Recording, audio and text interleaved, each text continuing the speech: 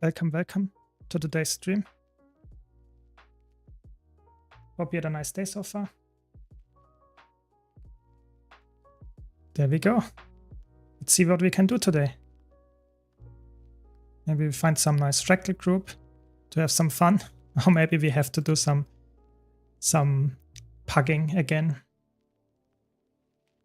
Welcome Dino, welcome. Hope you had a nice day as well. So what can we find here? Maybe we have to also do some roller beating today. I think that it's actually quite nice of them to actually give us a new scarf. So a new skin that you actually can only get, as far as I know, from this event. So it's actually quite, yeah, I like it actually. You can engage, actually quite a lot of those racing medallions. So if you don't have all the stuff bought from this vendor, you can actually get a huge amount of this week. And I mean, who doesn't like a new skin, you know, like the scarf here? So maybe we have to do this as well. But as always, if you have any question, any feedback, let me know. I'm always open for suggestions and for stuff to actually answer.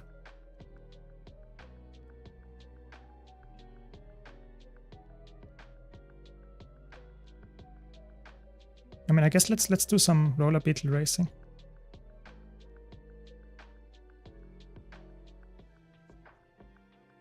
I also have some crazy debates later planned when a little bit more people are joining the stream. We can have some, I think, very interesting and not very, you know, it's more like a debate about stuff that is actually important to the community, but not like any crazy toxic stuff. It's more like about how you feel like the balancing, the general direction of Guild Wars 2 is developing. I feel like I have some crazy good things planned for that later. Welcome, Ottorish. Welcome.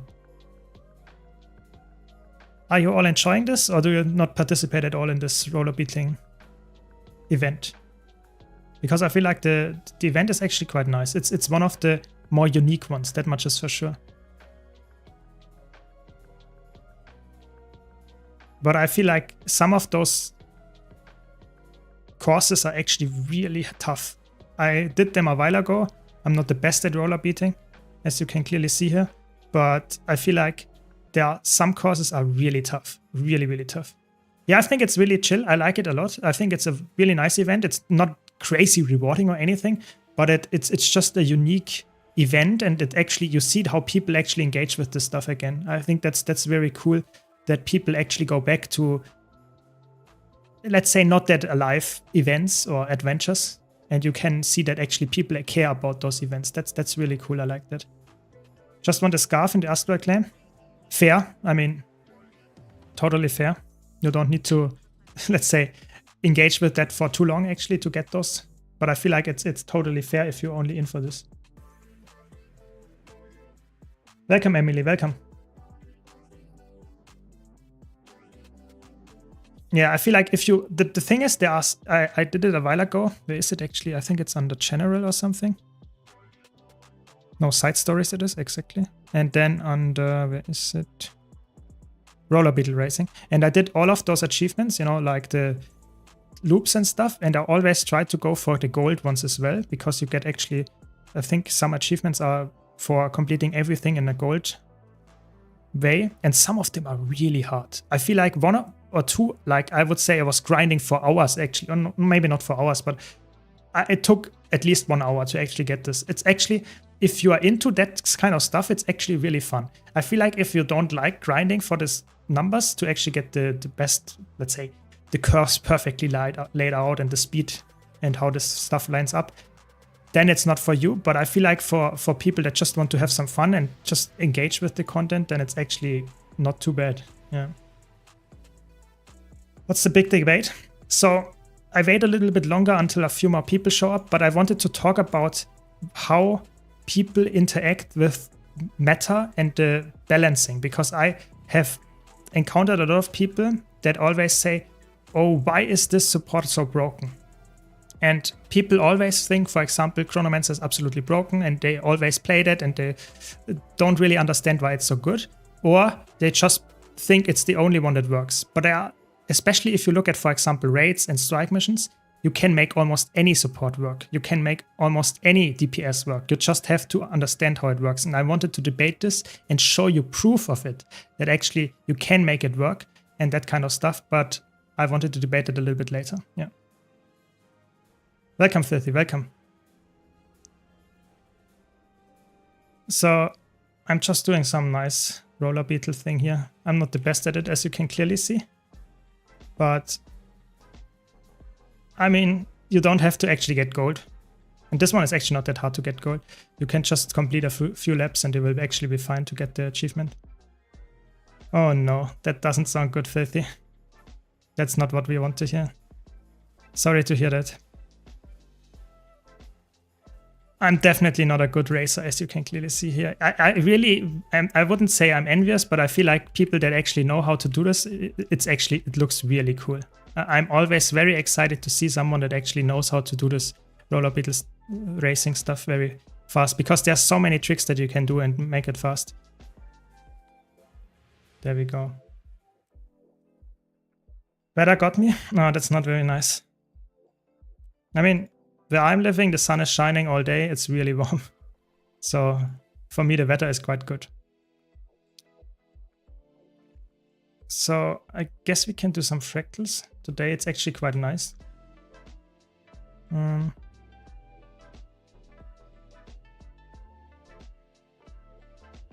You can clearly see you don't have a license. Yeah, exactly. I mean, this one was especially bad. I mean, my record on this one is actually not that bad. It was like 30 seconds better than this one. So yeah, it's a little bit, sometimes it goes very bad and sometimes it goes just reasonably bad. Yeah. Yeah, let's do some fractals then, I guess.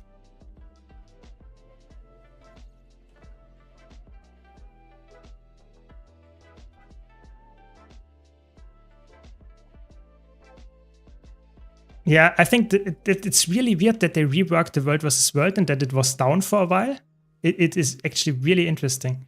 For me personally, I think that is an indicator that they actually have some kind of update planned that is actually involving World vs. World. I'm not sure if it's really a crazy update or if it's just some kind of rework to something that they already had in the game. And they wanted just to rework it to some extent. I'm not sure. But in any case, I think that's quite interesting for sure. As always, if you have any questions, please let me know. You will get Jade Quarry from Guild Wars 1. I really don't know what they are up to. I really don't know. I think it would be amazing to know what they are actually working on. So I have to actually change my stuff around. No. Okay, I wasn't fast enough. That's why I should always wait. Should always wait. It's fine. It's just a pre-event anyway.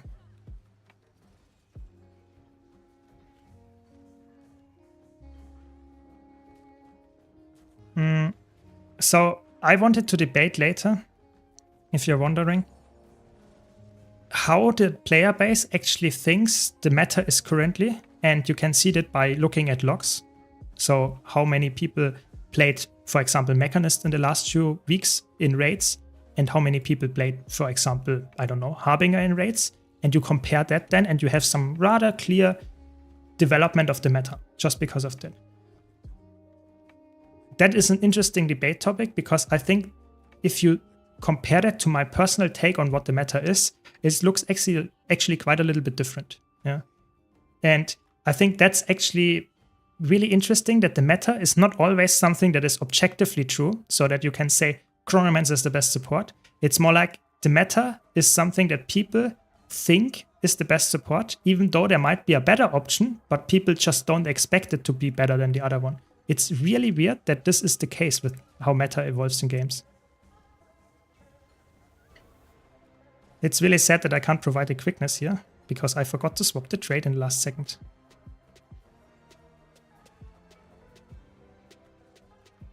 But it's fine. It's just a pre-event anyway. There we go.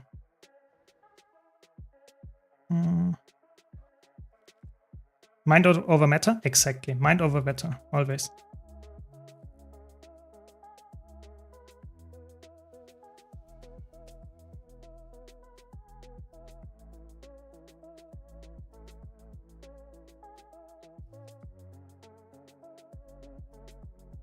Same meta is what the consensus is by the lowest common denominator.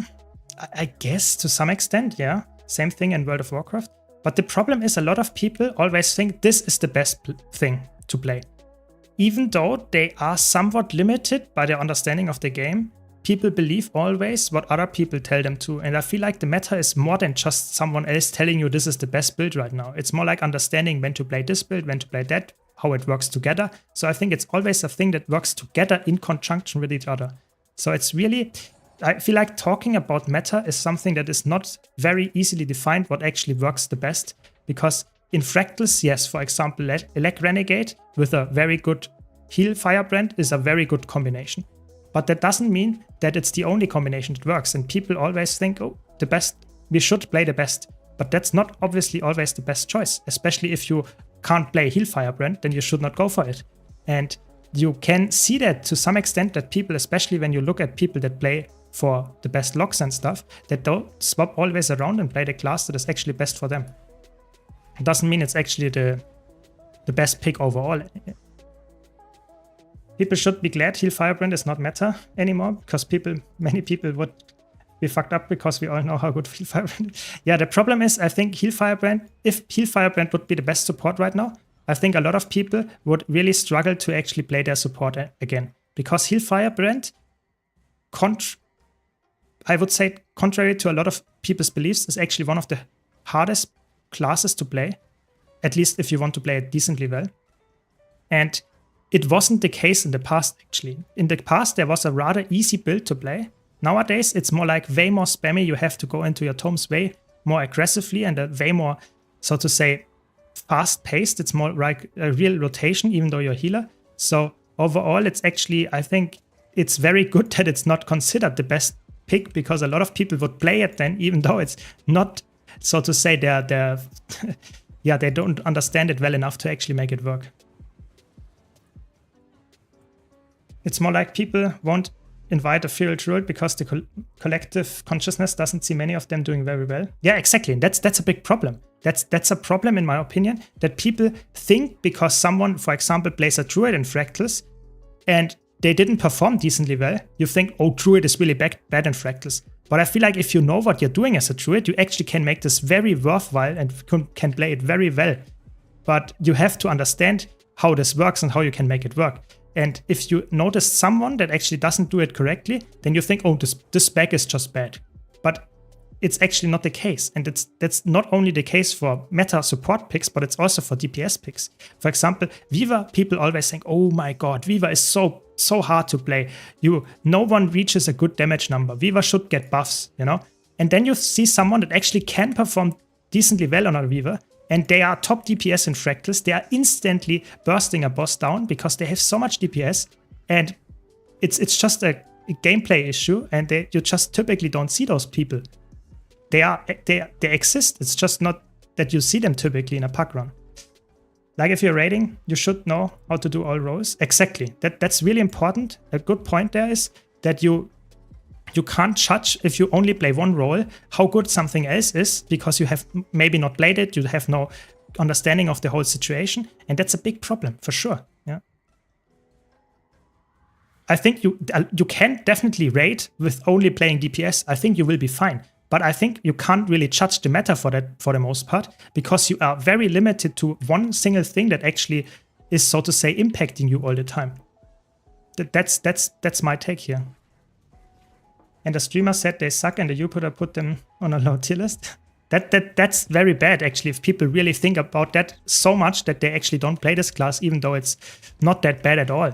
I don't know about that personally. I'm not that much into WoW at all, so I can't tell you if that's how much that is actually affecting the gameplay in WoW. But in Guild Wars 2, if someone would tell me this class is unplayable and then people would follow this, even though it's not the case, I think that would be a horrible mistake. Not only from the streamer, but also from the people that follow this bad advice, so to say.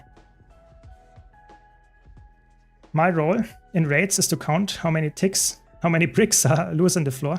I mean, if that works for you, Filthy, if that works for you, I think it's fair that you the best advice that I can give you. I'm not sure if I can give. Oh, that was close.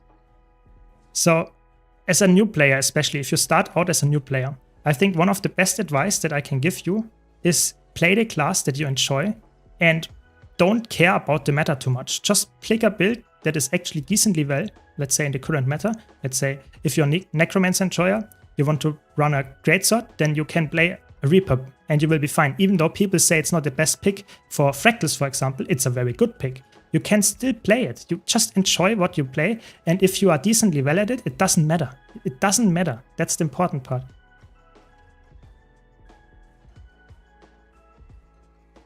I really want to stress that because I feel like a lot of people always ask me, what is the best build to play? And I feel like I don't stress it enough to say to people, no, play the build that you actually enjoy the most, and you will have most of, especially in PvE, you will probably succeed even though you're not playing the absolutely best build. It's really important to stress that.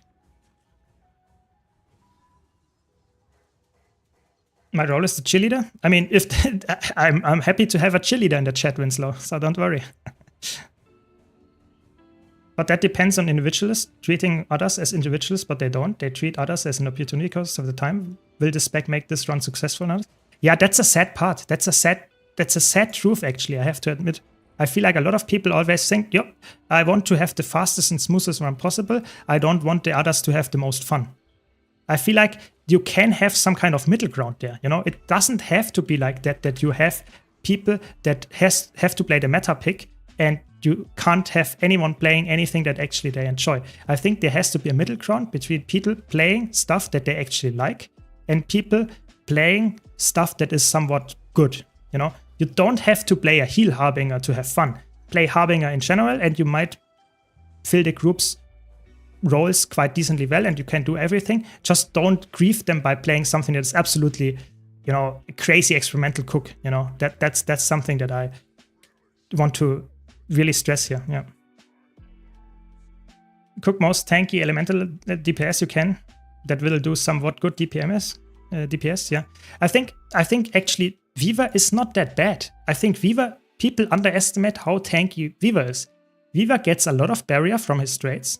Viva gets decently high vitality because you take some dragon pieces in your gear to actually get high ferocity because you have conversion there. And with a Jade Core bot, now I got it, tier 10, you actually have decently high HP. Yeah, it might not be, you know, crazy tanky, but it's good enough to actually not get one-shot by most attacks.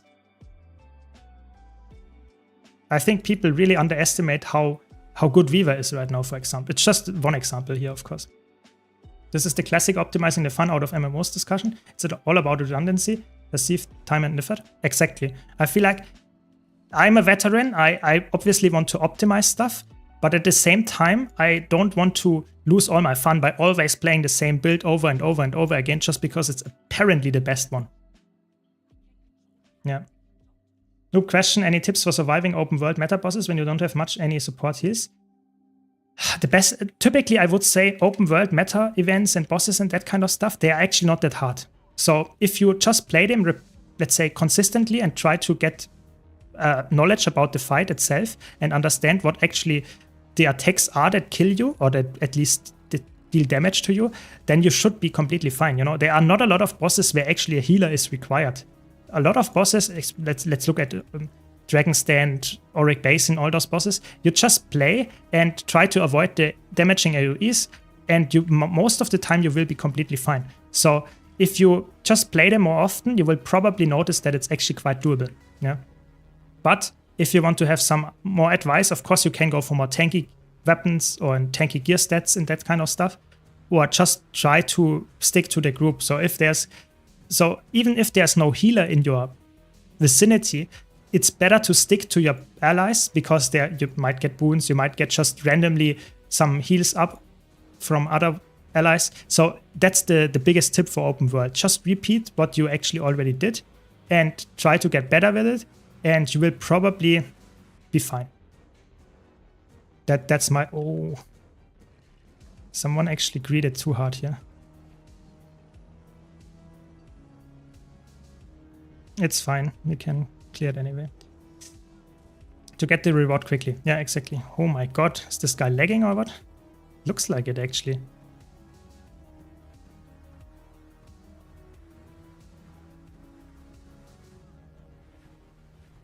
On Bull Heal, Chronomancer, when do you use Relic of the Astral Ward? Like I understand changing Relic of the Monk and Fabi, even Relic of the Flock, but I don't understand the first one.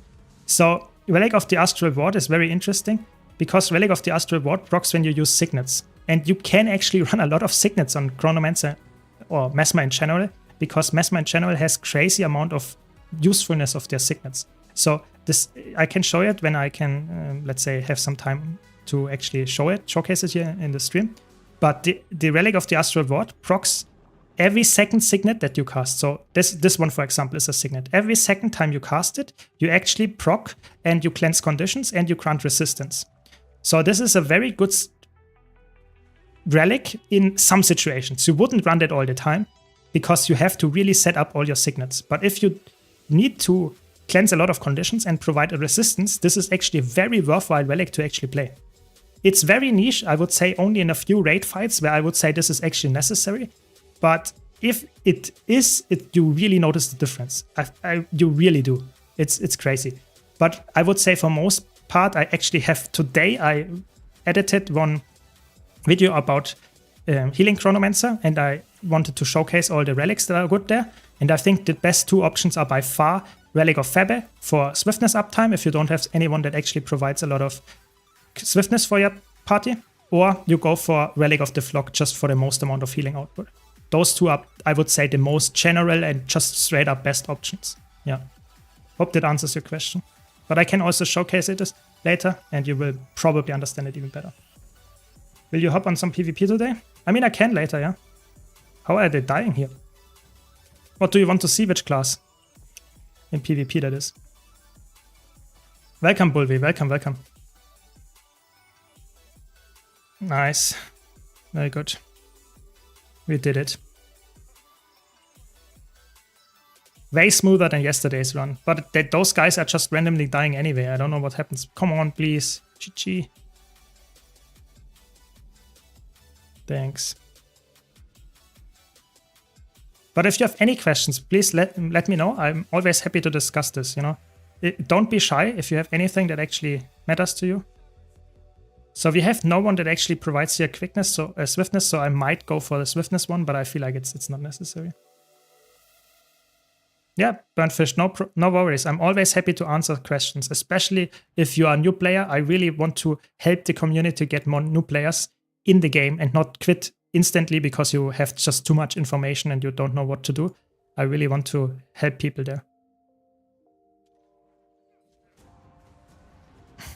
So get some swiftness and some quickness up, and then we should be fine here. Nice, we got the insta CC. Let's hope this was the correct decision. We have enough DPS to actually kill the boss here in time before they make the annoying split. Whatever you feel like playing, dude. Just want to see some high level PvP instead of my Gold 1 games. Yeah, I played some PvP earlier today and it was horrible. I really think at this is, you really notice how many people are not playing anymore. It sounds like a weird thing to say, but I think currently the games are just, if you don't play at prime time, it's like there are so little amount of people actually playing that it feels like you are just, oof, that hit a lot. Yeah, that's what I was fearing actually, that we can't get the...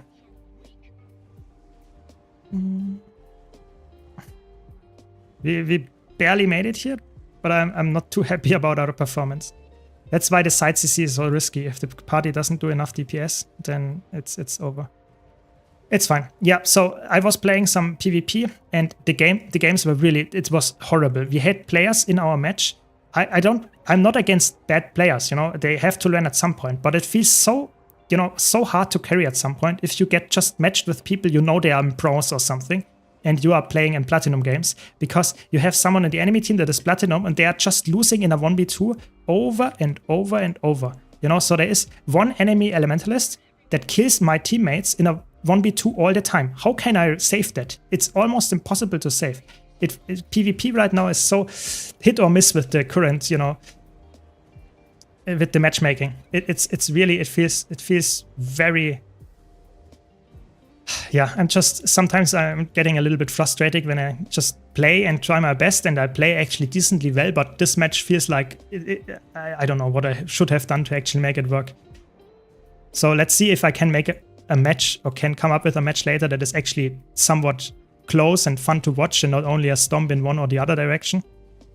That would be hopefully the best for you. Yeah. So the Discord is in the YouTube description of the stream, so you can just check it out. It should be there, the link. Just scroll down in the description and you will be fine. Yeah. Been playing off and on for years, but mostly just goofing around in PvP, but now I'm actually getting into the full game, so I'm in a new way and have lots to learn. Yeah, I mean, it's good. Yeah, there's a lot of stuff to actually explore in Guild Wars 2. Yeah. Please can we tell how to get your hands on all those relics in the game, or is it better craft legendary relic? So I think I would not recommend to go for the legendary relic. If you don't have it already, it costs over 2.5k gold or something. It's really expensive. And especially for the new relics, so the ones that you got after the 3rd Soto release, I think, you actually need to unlock them anyway. So even though you get the legendary relic, that doesn't mean that you actually get the relic that you might want to get already unlocked. So they changed that a while ago, and that means that you have to actually go and get the relic anyway. So I would recommend you to just check out the website, the wiki, and you can actually find it. So for example, I can show it on stream later in 1 second, but you can just check out the wiki, Guild Wars 2 wiki, and if you check out the wiki and find all the relics there and just find where you get them, there are always some kind of collections or something to get the newer relics. And if you want to get into PvP and World vs. World, you can also get them just very easily from playing how's it called? Reward tracks, completing reward tracks. So Chanteval's and Soto reward track, if you complete them, you actually get some relics there as well. And you don't have to do the collection there. Welcome, Cam. Welcome, welcome. Welcome, Frosty, as well. Hope you had all a nice days. And hopefully we have a nice stream together. I decided to go for Ad Infinitum, just not to pay 250 Ectos every time I need to infuse. Yeah, I feel like the trinkets are way more worth it than the relic. I think the trinkets, especially back pieces, but I think a lot of the relics are actually really, really good. So is it the last one? I think it's the last one.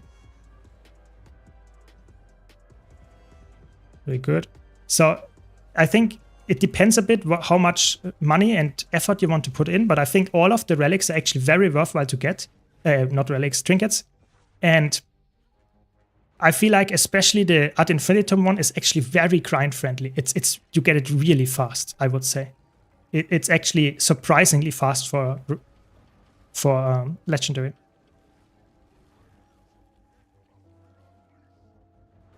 No problem, I'm always happy to answer your questions. Getting legendary armor through PvE means, or World vs. World, which is faster? So World vs. World is definitely slower. World vs. World is by far the slowest. But if you enjoy World vs. World, that shouldn't stop you from doing it, because if you play World vs. World anyway, it's the way for you that is the most enjoyable, and that's the important part. But if you play both game modes and you don't really care which one you actually want to engage in, then PvE, especially raids, is way faster than all others. So the only one that can compete, I would say, is PvP. PvE, strike missions, that is, raids, and PvP, those are the best ones in terms of the absolute fastest way possible. But, and that's the important part, you have to like those game modes. If you don't like them, you will probably suffer way more than in the other ones. The open world one is very easy to do. It just takes some grinding in the open world. That's a lot of grinding actually. Or you go in World vs. World and you say, okay, I don't grind actually at all. I just play World vs. World because I enjoy it. And after, I don't know, 7 weeks or something, you have the full set. But it takes, or maybe even longer, I don't know. It takes quite a while in World vs. World. I think it's more like 10 to 20 weeks actually. Yeah. But like I said, go for the thing that is actually the most enjoyable to you, because you don't want to burn out. If you go for the one that's the fastest, but you don't enjoy the game mode, you will suffer in the long run. That's my, let's say, to the point truth. Yeah. I grinded all PvE weapon armors, and the most annoying one to me was all the PvE open world sets, because those I did 18 armor pieces, and all of those needed to go for the meta events, and the Soto meta events you have to do every day to actually do that very fast. You need a lot of currency for that. It's really grindy. So if you like the meta events, this is a very good option. But if you are not that, let's say, you don't like it to do it every single day, the same meta event, then maybe that's not the way for you, definitely. But I think that's okay. I mean, that's another debate, but I feel like it's okay to have different grind levels, especially when it comes to just general different legendary acquisition methods. I think it's completely fine to have different ones that are different in terms of how much. Okay, GG.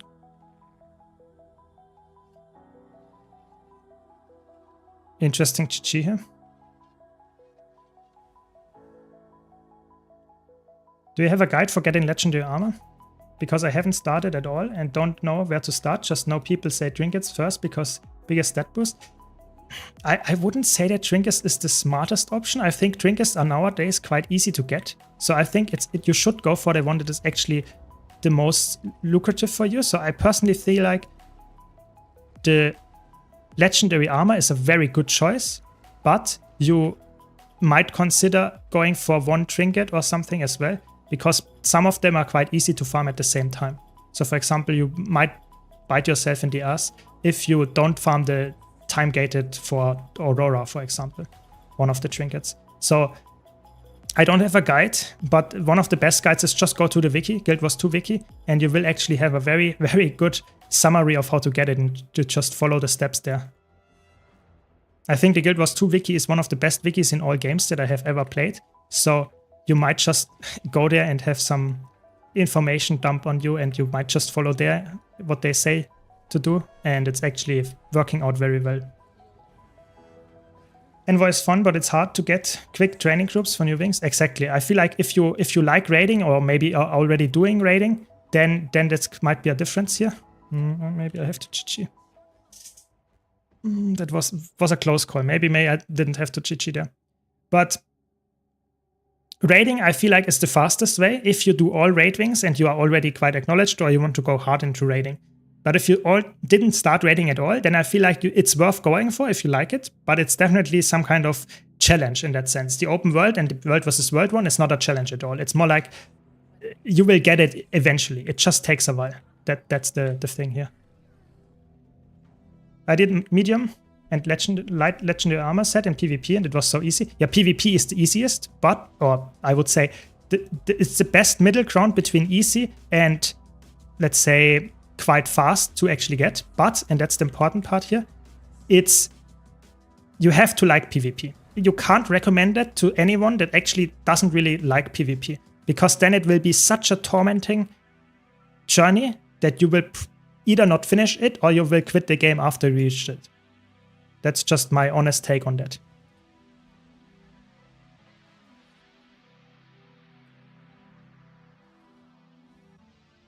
But like I said, I did all of those. I actually did all legendaries once at least, all of those armor pieces at least once, to actually see how the journey works out and how it works. But for me personally, I feel like the most annoying one was definitely the PvE open world one, because I just don't like to grind the same event over and over. That's just not what I enjoy. I like to have different variety and stuff. And that's just not how it was with this one. But for the raid one, I actually really enjoyed it. I just like raiding, and there's a lot of different stuff to do. And it's actually not that hard. You don't have to do every single boss every single week. So for example, if you can't kill Kadim 1 because it's too hard for you, don't care that much, because you can easily swap to another boss and just wait for the next weeks to get actually your legendary insights. Especially because you, for example, if you do complete all the 4 EOD strike missions, you get 1 legendary insight as well. So overall, it's like there are a lot of ways actually to go about this. Yeah. Wiki says world versus world legendary armor is time gated, takes 22 weeks. Yeah, exactly. That's what I meant. A lot of those are just you like to do them. You like to play world versus world, then you will get it eventually, but it's definitely not the fastest way. World versus World can be sped up. It's not like it's 22 weeks and you can't speed it up, but it's like it takes at least, let's say, 10 to 15 weeks. Faster than that, it's almost impossible. So keep that in mind. You can legendary insight with strike missions. Yes, you get 1 legendary insight per week if you complete all 4 EOD strike missions. Then you get 1 legendary insight. So that means yes, theoretically you can get all the legendary insights from just playing the EOD strike missions. However, you also need to get the collection done for the precursor, and there you need to complete some other raid wings as well, or some other, not raid wings, but other bosses and achievements for those bosses. Oh, I can't do it.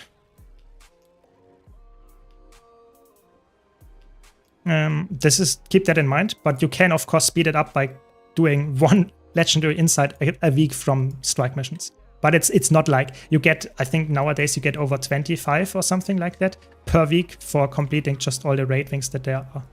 So keep that in mind. It's 22 weeks if you go for the top tier. I think it's 18 if you go for the normal one. Yeah, that might be true, but I feel like even the 18 you can be faster if you do a lot of those defense events and a lot of those where you get extra tickets. Yeah, so you can speed it up to some extent, but it's still not, it's not it will take a while. That much is for sure. Oh my god, why are they dying left and right?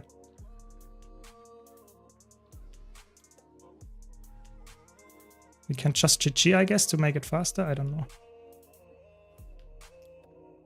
There we go. Yeah, but I feel like Legend is... I get why you want to go for the fastest one, for sure. But I want always to mention that legendaries are some kind of endgame goal. If you would get them in a week, I feel like it's very sad. You will be run out of content very, very fast. So it's okay to have a somewhat of a longer journey to actually get it, because as soon as you get it, you will never go for any gear on this character with this specific gear type, like a light armor, for example. You will never do it again. So I think this journey is definitely worth it, only from the convenience and that kind of stuff. But it's a long journey, and you will only do it once. So I think it's okay that it's a little bit longer than the usual one. That's my take on that. Of course, I play the game a lot, so maybe it's a little bit skewed, this view. But I personally think it's definitely, I don't know, it's reasonable, I would say.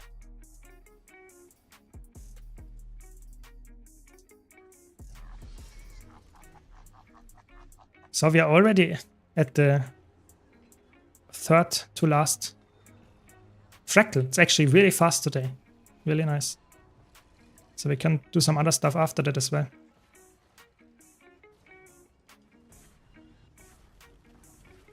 So if you have any other questions regarding legendaries or anything, please ask me. I have a lot of insight on that, because that's one of my, so to say, main goals in Guild Wars 2, to get all the legendaries, or already have most of them. So if you have any questions as a new player, please let me know. So pre-stacking.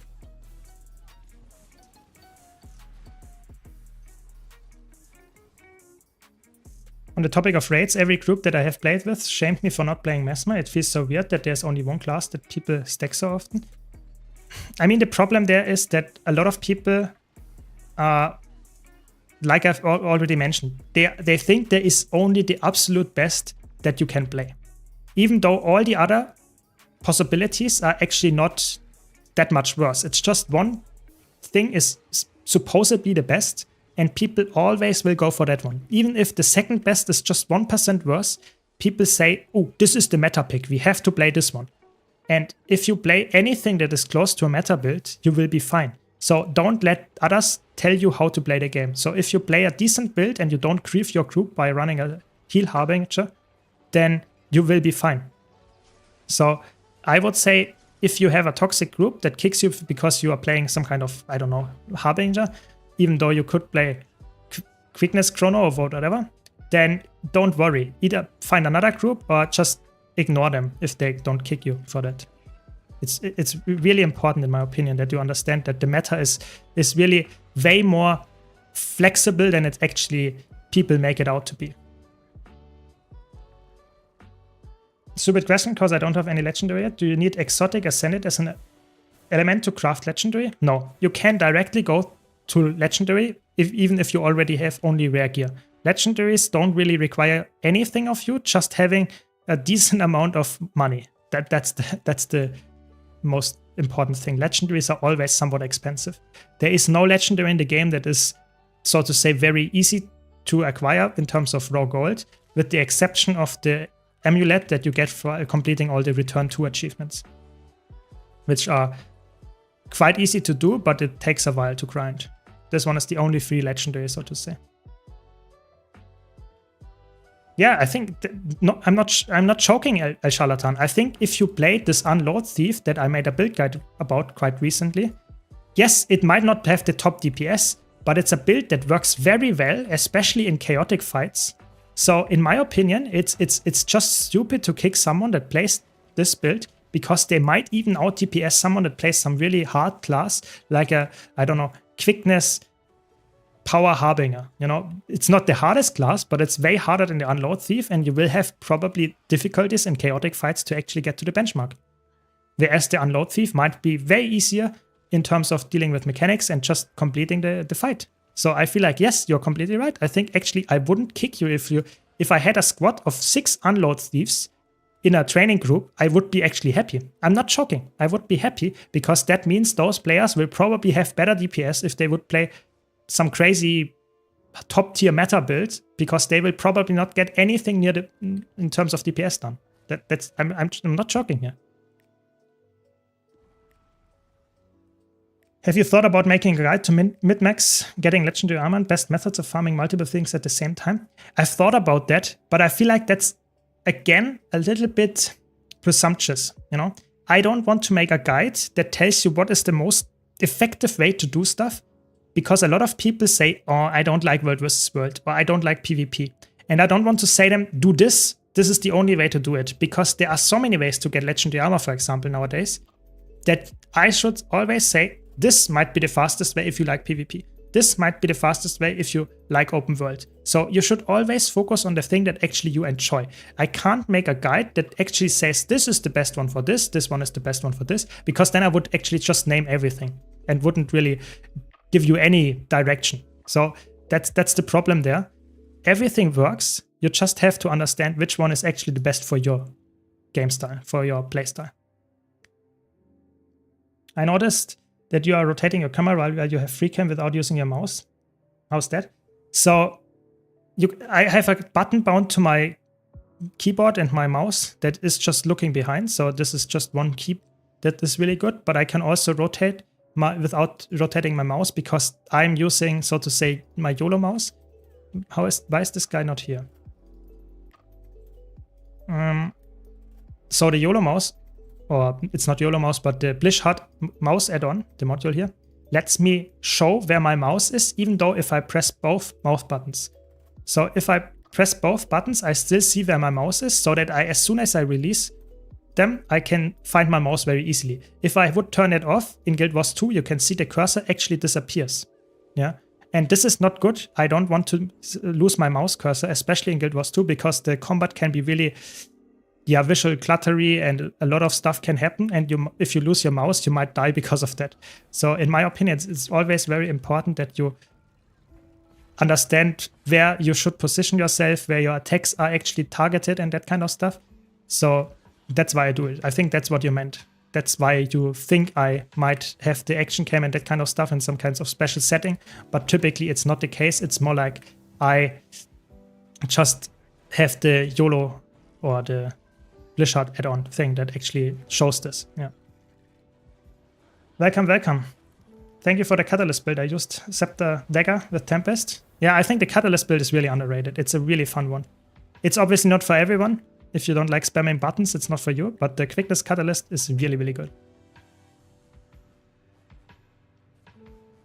I think, I have to be honest, I think they should nerf this build. I have to be honest. It's so crazy high, the DPS. You know, 30.8 38.5k DPS on a quickness build, it's to me, it's too much. It's insane. Those numbers we had earlier when I think PUF released and they nerfed it down, those were the numbers for DPS. I'm not joking. Those were the DPS numbers. And now this is okay for a quickness DPS. I think really there needs to be some change here. Yeah. Fastest way to farm guild was 2 Grandmaster marks for an alt character, which is a different armor class. I would say the fastest way is probably playing world versus world in PvP. That's the truth there, yeah.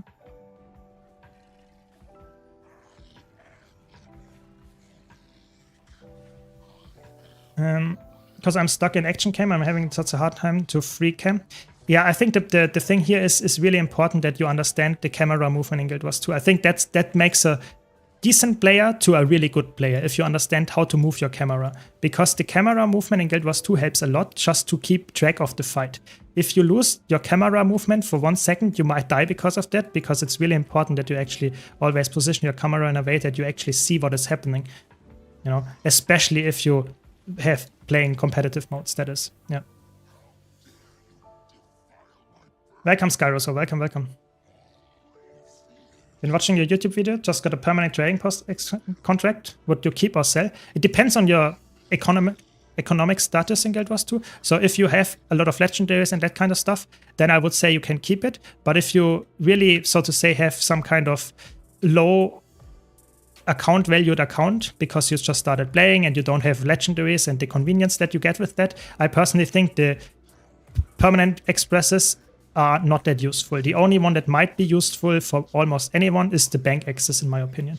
So if you don't have any legendaries, I would sell it. If you have a decent amount of legendaries already or you don't want to go for them, I think actually it's a really nice thing to actually have. I have it as well. The trading post one is actually very, yeah, it's very useful. I use it almost every day. It's not like an item that I use every hour, but it's definitely useful. Yeah. So I personally would probably, if I don't have it, I would keep it because I just have, I think it makes sense. Yeah. Hope that answers your question. And congratulations, by the way. I opened 2k Blackline chests once on stream and I did not get a single contract. I'm not joking. So either I'm really unlucky or you are lucky or both. But anyway, congrats.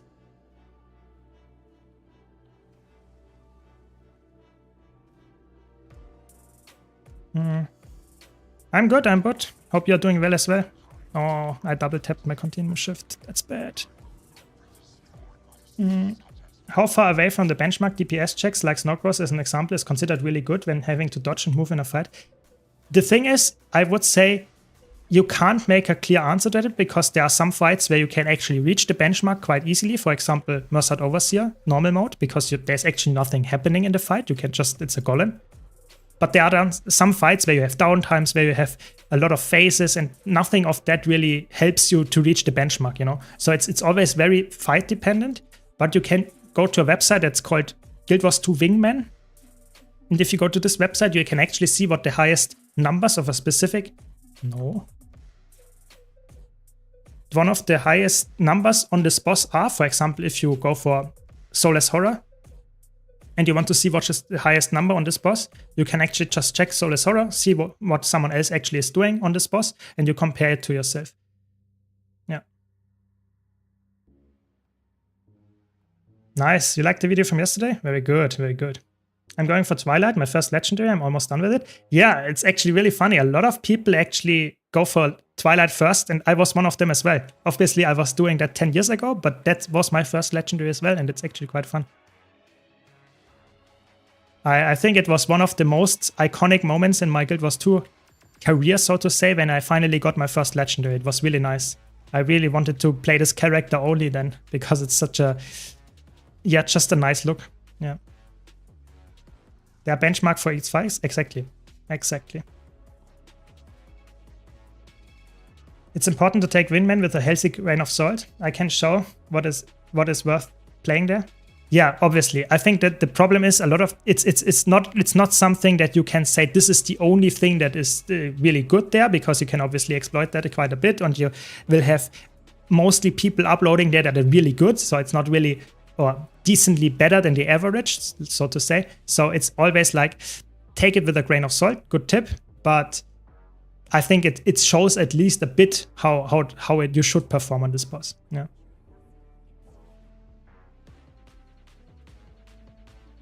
I didn't see the NCSoft earnings. Are they bad or how are they looking? Maybe we have to discuss this later in stream as well. If you can send me the link or something. Sounds interesting. There are many numbers that are not achievable without specific niche comps. I would say this is a big problem as well. It's like very comp dependent, and obviously a lot of people on the wingman stuff are really tryharding to get those high numbers, and you will not achieve that in a pack. But I feel like that's what you should compare yourself to, and you should say maybe 80 to 90% of that benchmark is decently realistic to achieve, even if you don't have perfect team comps for that. Yeah.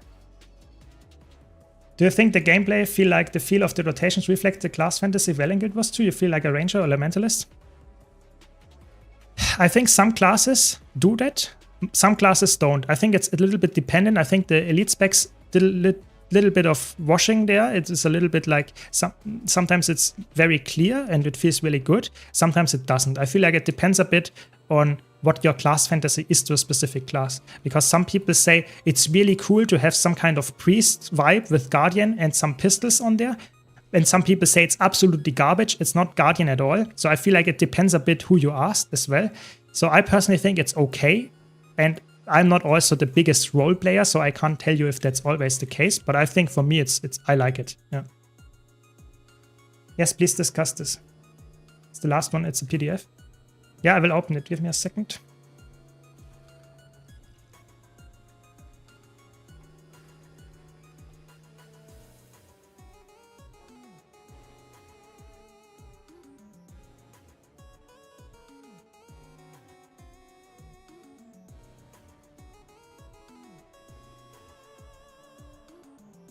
Yeah, so it's interesting debate about NCSoft stuff. I think NCSoft this is a debate that can span the whole evening, I would say. If the earnings of NCSoft are affecting Guild Wars 2's development, the answer would probably be yes.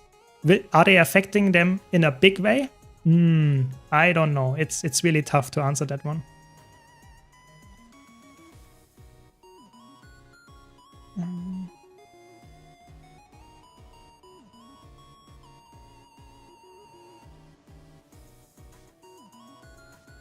Is Elementalist bad in Zerg? I wouldn't say so. I think Elementalist is a very good build to play in some open fights in Zerging in 50 versus 50 because you just have a lot of cleave. I actually think it's a good one. Welcome, Arthur. Welcome.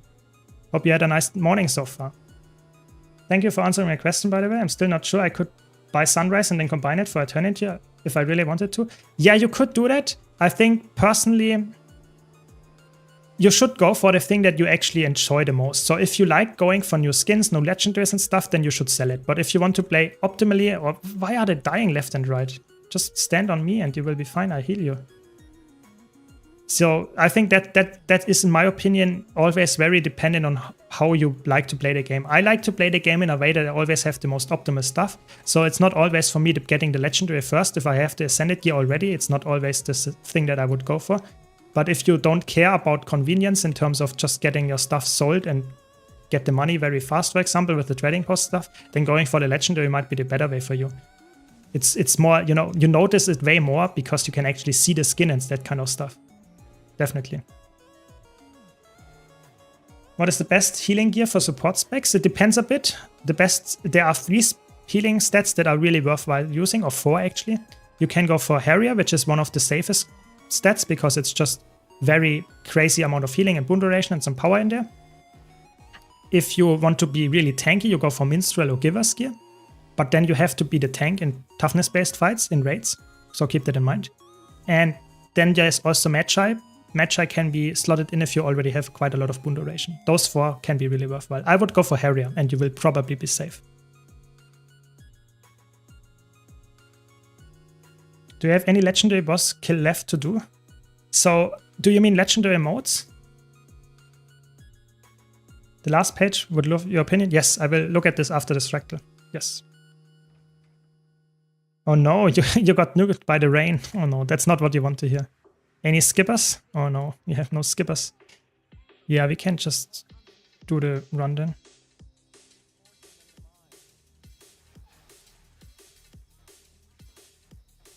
Okay, someone just GG.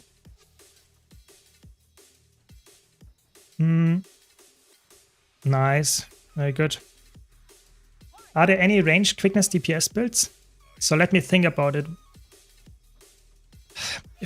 I mean, the problem is quickness DPS builds. There are some that have some kind of ranged option, like a Chronomancer, like a Harbinger. Those have actually decent amount of range in there, but it's obviously not fully ranged. Are there any completely ranged? Catalyst actually is one of the only ones that actually can work fully ranged, because you can place your sphere on top of the allies and you don't have to stand on top of them. But that's the most important one.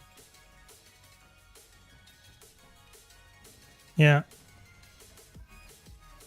So I actually don't have all the legendary challenge modes because I actually don't have any group to play it with. I would really like to play it, but I feel like I might struggle to find people that actually are willing to grind it with me.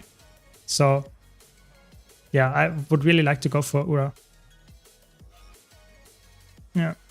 Did I miss squeeze it tight? Deadeye Thief?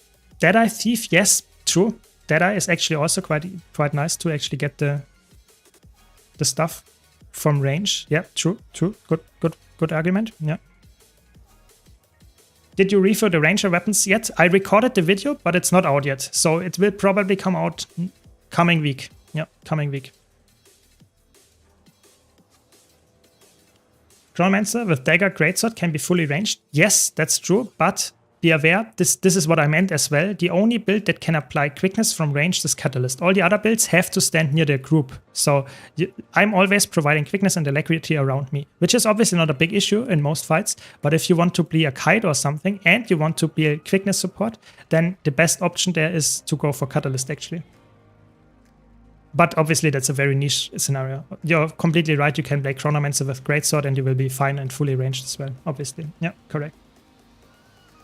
I asked you a few days about Solo Mirage build and you said that you have a surprise for mid this week and I made it for updated Solo Mirage. Yeah, I'm sorry, it actually turned out to be next week. The thing is I had already another Mirage.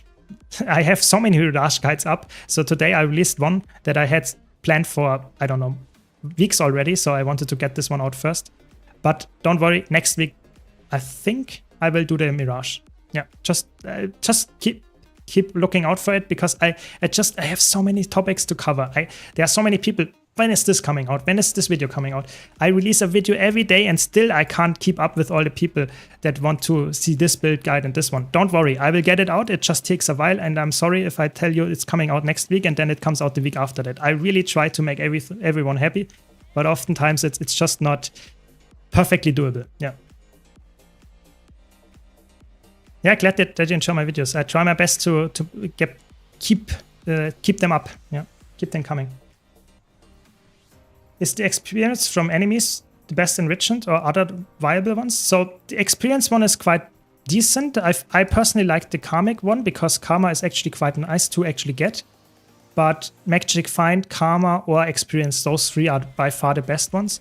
The experience one, you have to be a bit careful. It's not giving you experience buffs for every single thing. It's only from enemies. So it's a little bit less good if you don't do a lot of meta events or stuff where a lot of enemies die. But I personally just like to put in the karmic one because the karmic one actually gives me the option to just get karma passively. And karma, when you need it, when you are in dire need, then you actually you can't really farm it that easily in my opinion. So I just want to farm it passively, and whenever I need it, I will actually be fine. Yeah. So I hope that makes sense, but that's obviously not for everyone the case. Yeah. Yeah, no problem, Jasek. How much blue shards from IBS do I even need for my first Descended armor? We can check that later, but I think it's actually not that bad. I think it's 600 or something. Oh my god, this guy's teleporting me. Stop it. Yeah, so I think it's actually not that bad. I think you can get that in a few weeks for a full armor set. It's actually quite decent. Yeah. Love the video on the combat system. Really put into words what I tried to explain to Wowhead friend. Yeah, I tried to really put it in a concise way to make it clear to people that actually not play Guild Wars 2 that often or at all, how I feel about the combat, why I feel it's so good. And I want to make a follow-up video where I talk about the weakness of Guild Wars 2 as well. And this is not only a video where I criticize the game, but it's more like a video where I say, okay, I want to talk about the gameplay and what is good about Guild Wars 2, but what can be improved at the same time. And I feel like that a lot of times if you talk about the weaknesses of the combat and then there comes out maybe a Guild Wars 3 in the future and they improve on those weaknesses, then it's even better combat. So that's my goal there. Yeah.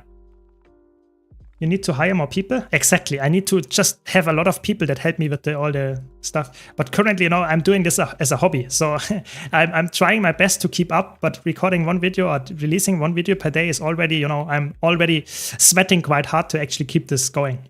So I try my best, but please bear with me. What's the IG debate? The big debate, you mean, probably? So I will talk about this in a second. We will just start with the NCSoft release because that's the first one about how much money they make. That's a very interesting thing to talk about. So let me first clean my inventory. And then we will talk about the meta and how people experience completely different how the meta is actually played. It's really interesting. It's really interesting. Let's debate which armor class has the best professions. I choose light. I personally would agree with you, actually. I think the light armor classes have the best spread of how much versatility they bring. I'm a simp for the scholar classes. I think they are really, really good. But it's not something I would say in general that everyone has to agree with me on this. There are obviously people that are not agreeing and would say that heavy is the best or medium is the best. It heavily depends on what kind of fantasy you enjoy the most. What do you think of what would you like the next expansion to be? I mean, it's very open, the question, but I feel like I just hope we get a lot of repeatable content. So content that I can farm for weeks and not only be done after the first week with completing all the maps. I want something that I can farm for months without losing interest in it, if that makes sense. I have no more specific answer to that. They're popping off with mobile games, holy moly. I didn't think mobile games were that profitable. Yeah, I think that's a really weird, or not weird, but it's a really interesting thing that maybe Arena that will release a mobile game. That could be the case because it's so profitable. I hope not, but it could be. Is it worth to get my first ascended weapon from a collection? I'm a druid, by the way, or should I get it from the Wizard's Vault? I mean, you should just get both. Why would you stop? You can get it from the Wizard's Vault just before it's running out because you will have 20 more days. After that, you will lose the current iteration of the Wizard's Vault. So get it here, and then you can, at the meantime, also get the second ascended weapon from your collection. Yeah, mobile games unlock, you're completely right. Mobile games are often very profitable because there are so many microtransactions or gambas in there, and people just like to spend money on mobile games way more than on PC games because typically PC players are not always people that want to spend a lot of money on the game, whereas mobile gamers are way more spender friendly. So let's quickly I will set it up. Give me a second. Is Heal Chrono viable without Rival? Sadly, no. I mean, you can play it, don't get me wrong, you can play it, but it's way worse than if you would play it with Rival. That much is for sure.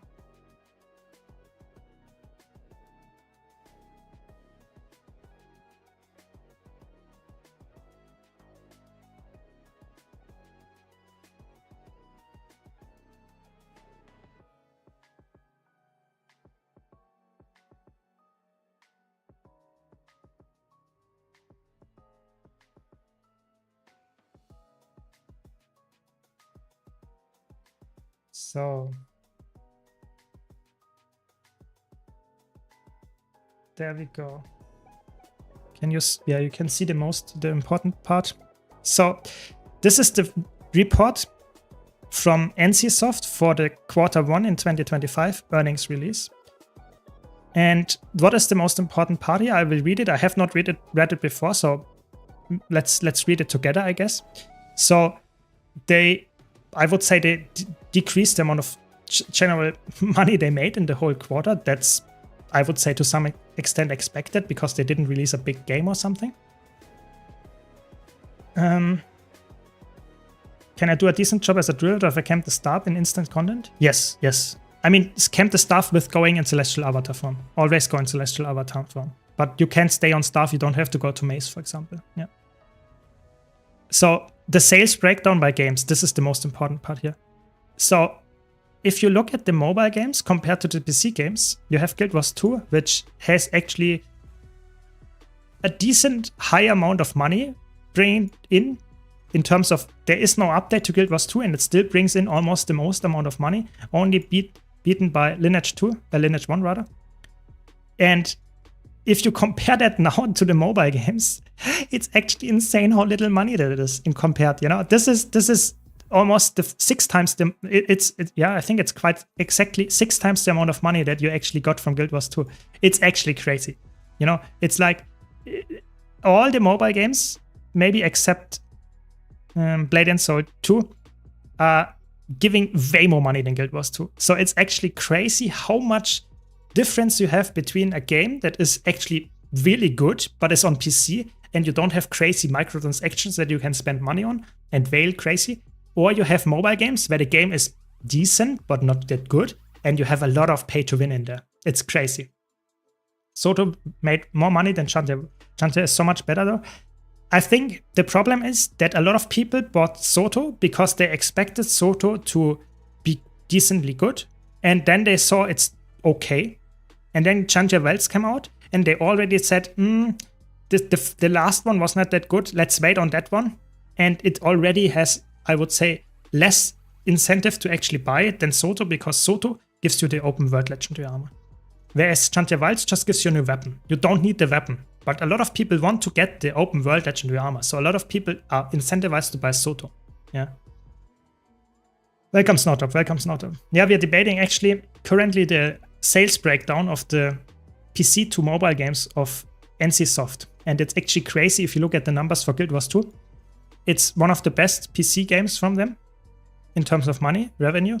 But it's, let's say, only a fraction of the mobile games. Even though the mobile games are arguably worse games. Definitely. Yeah, Chante Wilds has more gem store items. Maybe that's true. But I feel like a lot of people thought in a positive way about Soto when it came out. Thought this might be a very good expansion. And then it slowly dropped off and people said, nah, the last few patches are not that good. And then they just don't have the positive mental attitude anymore towards the new expansion and say, no, I don't buy Chante Wilds. That's why Chante Wilds is money-wise worse than Soto, even though Soto is, in my opinion, at least for me, feels like it's not providing me that much content anymore. I like to have the spears and Chante Wilds, but I also feel like Chante Wilds has not a longevity problem. I personally don't play a lot of Chante Wild stuff, even though I like to play spear. Yeah.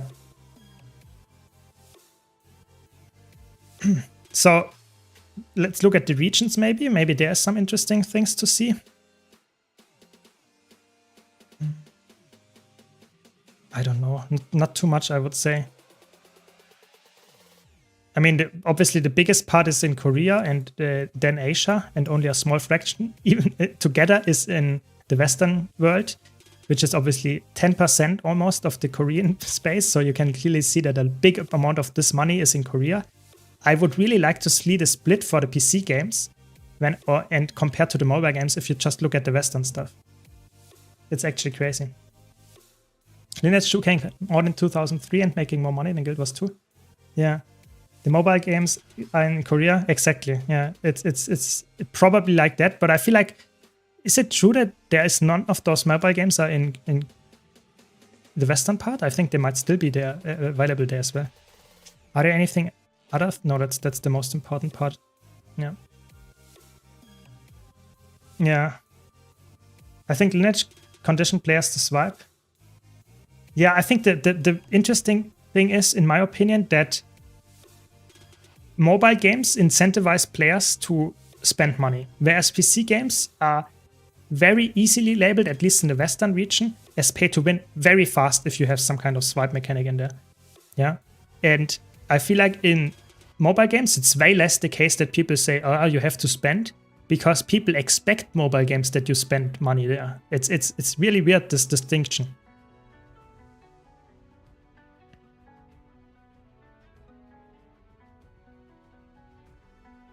Okay, they expect actually a big growth in 2026. That's actually interesting. Interesting. Why do they expect such a big sale increase? I think that's interesting. I mean, that could lead to anything. I don't know. Category: legacy IP, diversified live game services, regional expansions, spin-off games, IP licensing, new titles, in-house developments, external IP publishing. Maybe there's a Guild Wars 3 in there if you're positive, if you're really, let's say, positive thinking, really coping. Maybe. I mean, that's interesting for sure to talk about that. But you know, the thing is, if you have that in mind, then you always it's like if you have a hammer in your hand, everything looks like a nail. You know, this is some kind of saying, and I wouldn't agree to it all the time. But if you see a few words like this, you can always say, "Oh, they are developing Guild Wars 3." But I would hope so. I don't know. Could be anything. You know? But it's an interesting take for sure. So what does /O mean? That's just saying hello. It's hello. Yeah. Waving, so to say. Chante Wilds isn't that great, to be honest. Lowland Shot carried by Virtue.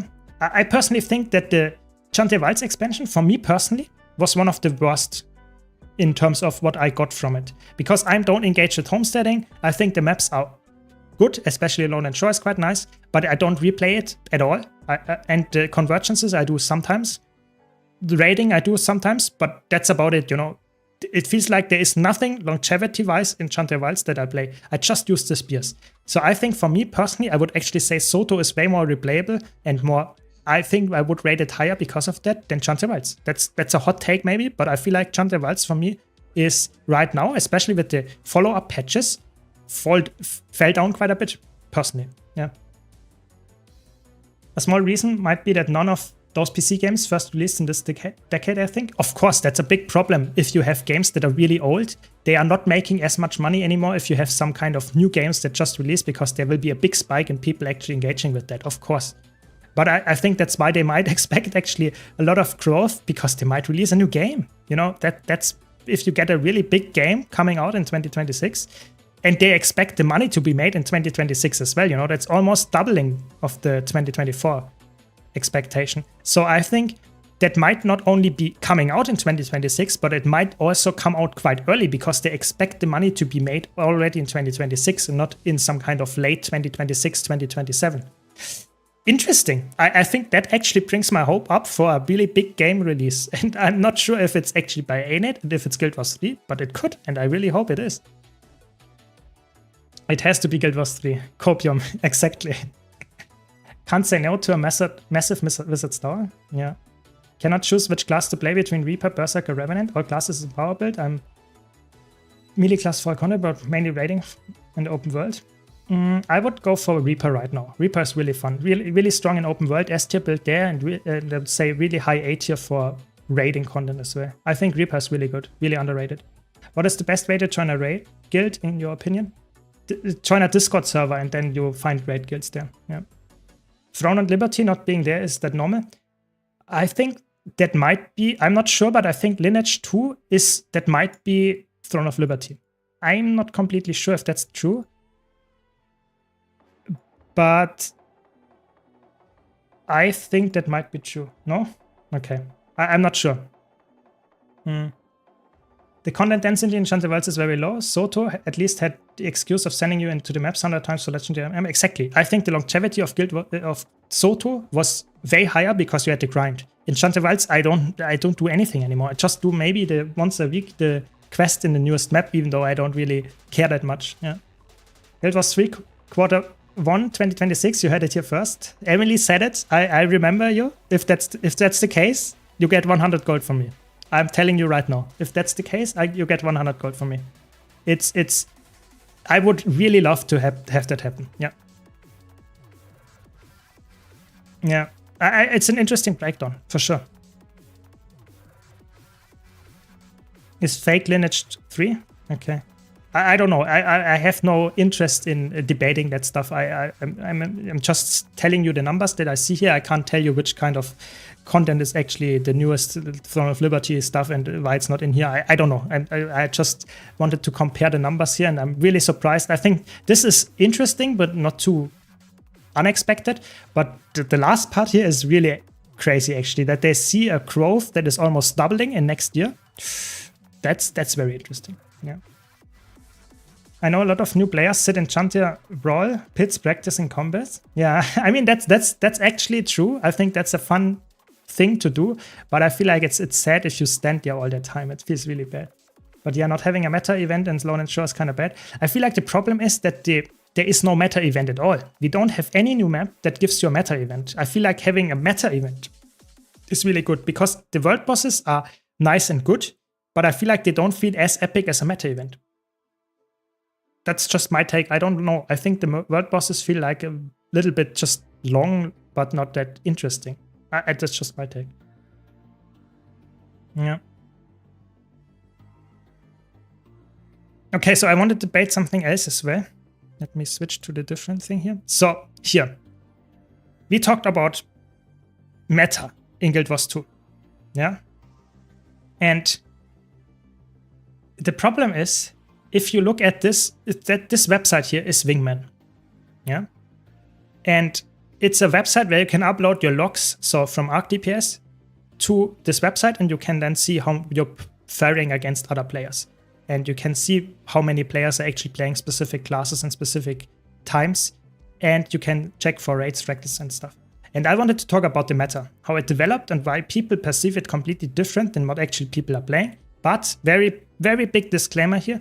You have to actually check what you are looking here at, because it's people that have ArcDPS, so it's only a fraction of the community, and they upload their logs to complete them. And that might be people that are really tryharding to actually get the highest damage numbers on a boss. So it's keep that in mind and take that with a grain of salt. But you can still see what people are playing and how the meta develops. Yeah.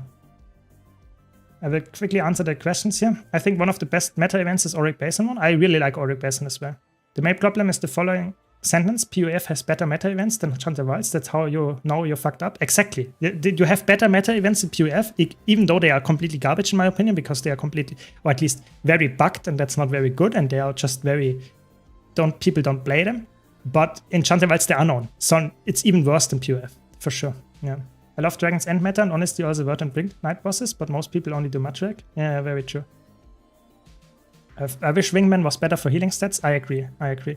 So let's talk about the meta. Let's start with raids. So that's the last thing is overall. We don't really care about that for the most part. We want to look at the second to last row here, or column, because there you can see the current balance. And it's really sad to say the least played class is Warrior. And that's a big point here. I would say Warrior isn't bad, not at all, I think, but it's very exchangeable. Yeah, I feel like the balance in that regard is actually in Guild Wars 2 is like you can play every single class, every single elite spec, but if it doesn't bring anything really, really good or anything really unique, you are like Warrior, and you have only, let's say, 4% of the player base playing Warrior in raids. It's actually zoom in 500%. Is there a Mirage player? Maybe. Yeah, that's true. That might be the least amount of players playing Mirage. Yes, that might be true. But if you compare to the whole class, Warrior is the least performing class.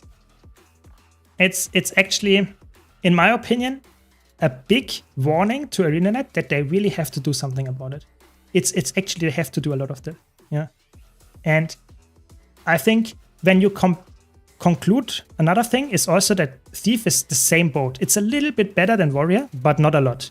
And it's actually crazy because Spectre, in my opinion, is actually really good. It's just not as easy to use as all the other healers. So I feel like either make it easier to play or make it even better so that people play it, or just, I don't know, Thief is in a weird spot as well. I think Thief and Warrior, those need some help in PvE. I feel like they are really underplayed if you compare to others. It's actually crazy. Some of those Mirage locks are my Mirage healer. Ooh, that sounds like a really crazy cook, I have to be honest. Big gaming, yeah, 0.62%, yeah. What is the warrior niche? Exactly, there is no niche for warrior, and that's a big problem. And that's why I'm advocating for giving warrior banners back. I think warrior needs something that is unique, and if they would give banners that are providing stats or at least some kind of crazy utility to the party, then people would play warrior again. Just my take there. Why is Firebrand doing so good right now? Isn't Heal Chronomancer just better? I mean, can't look at the last column. You have to look at the second to last, because the last one is overall, because you had a big era where Firebrand was really good. If you look at the second to last, where it's currently our meta, Firebrand isn't doing that hot. It's okay, but it's not crazy. Compared to Chrono at least. I love Spellbreaker due to the counter, but I wish I had similar AoE like with Berserker. Yeah, I think it's okay to have different strengths and weaknesses. I think that's okay, but I definitely agree with you. Lately, I've been seeing a lot of people doing skips and all that, but can't find a basic guide for doing skips. Oh, I can send you or show you one later. If you go to Feint, it's a really good Mesmer player. He has really good skips on Mesmer. Quickness Heal Harbinger, oh more. I really hope that you wouldn't bring that up. I think that's one of the worst cooks you can make. I think it's just not meant to be played as a healer. It's impossible in my opinion. If you get warrior banners back to the way they were before, we will just see resurface of banner slave, nothing more. I think that's okay. In my opinion, you know, I just want something that people keeps, that they can play warrior again. I feel like there are a lot of people that like warrior, but they are just not playing it right now because it feels very bad. You know, it has DPS and that's it. The niche is not there. And I would really like to see nerfs to Virtuoso and Chrono in that sense, that the healing Chrono should get nerfed really hard in my opinion. It's really broken. And you should nerf it, but I'm not sure if they do it. They should maybe buff all the other supports, if that's their way. And they should rework Mirage completely. So that the Mesmer here is like way too crazy. How much Mesmer has in terms of this column, it's way too much. I think Mesmer needs to go down. And you can clearly see the buffs of Mechanist. And also, I mean, this is also Condimech here, but this is just Power Mech and Condimech, it's crazy. Yeah. It somehow kind of works. And I really have no clue. I have done Quickness Heal Harp in normal mode strikes in the full Ring 1. Yeah, I think you can make it work, but I feel like it's so weak in comparison to a Scourge or a Chronomancer, for example, or Druid, that you are just grieving your group for the most part. It's a fun experimental build, but it's not meant to be played like that. Yeah. Is Quickness Power Data stronger than full DPS Power Core Warrior?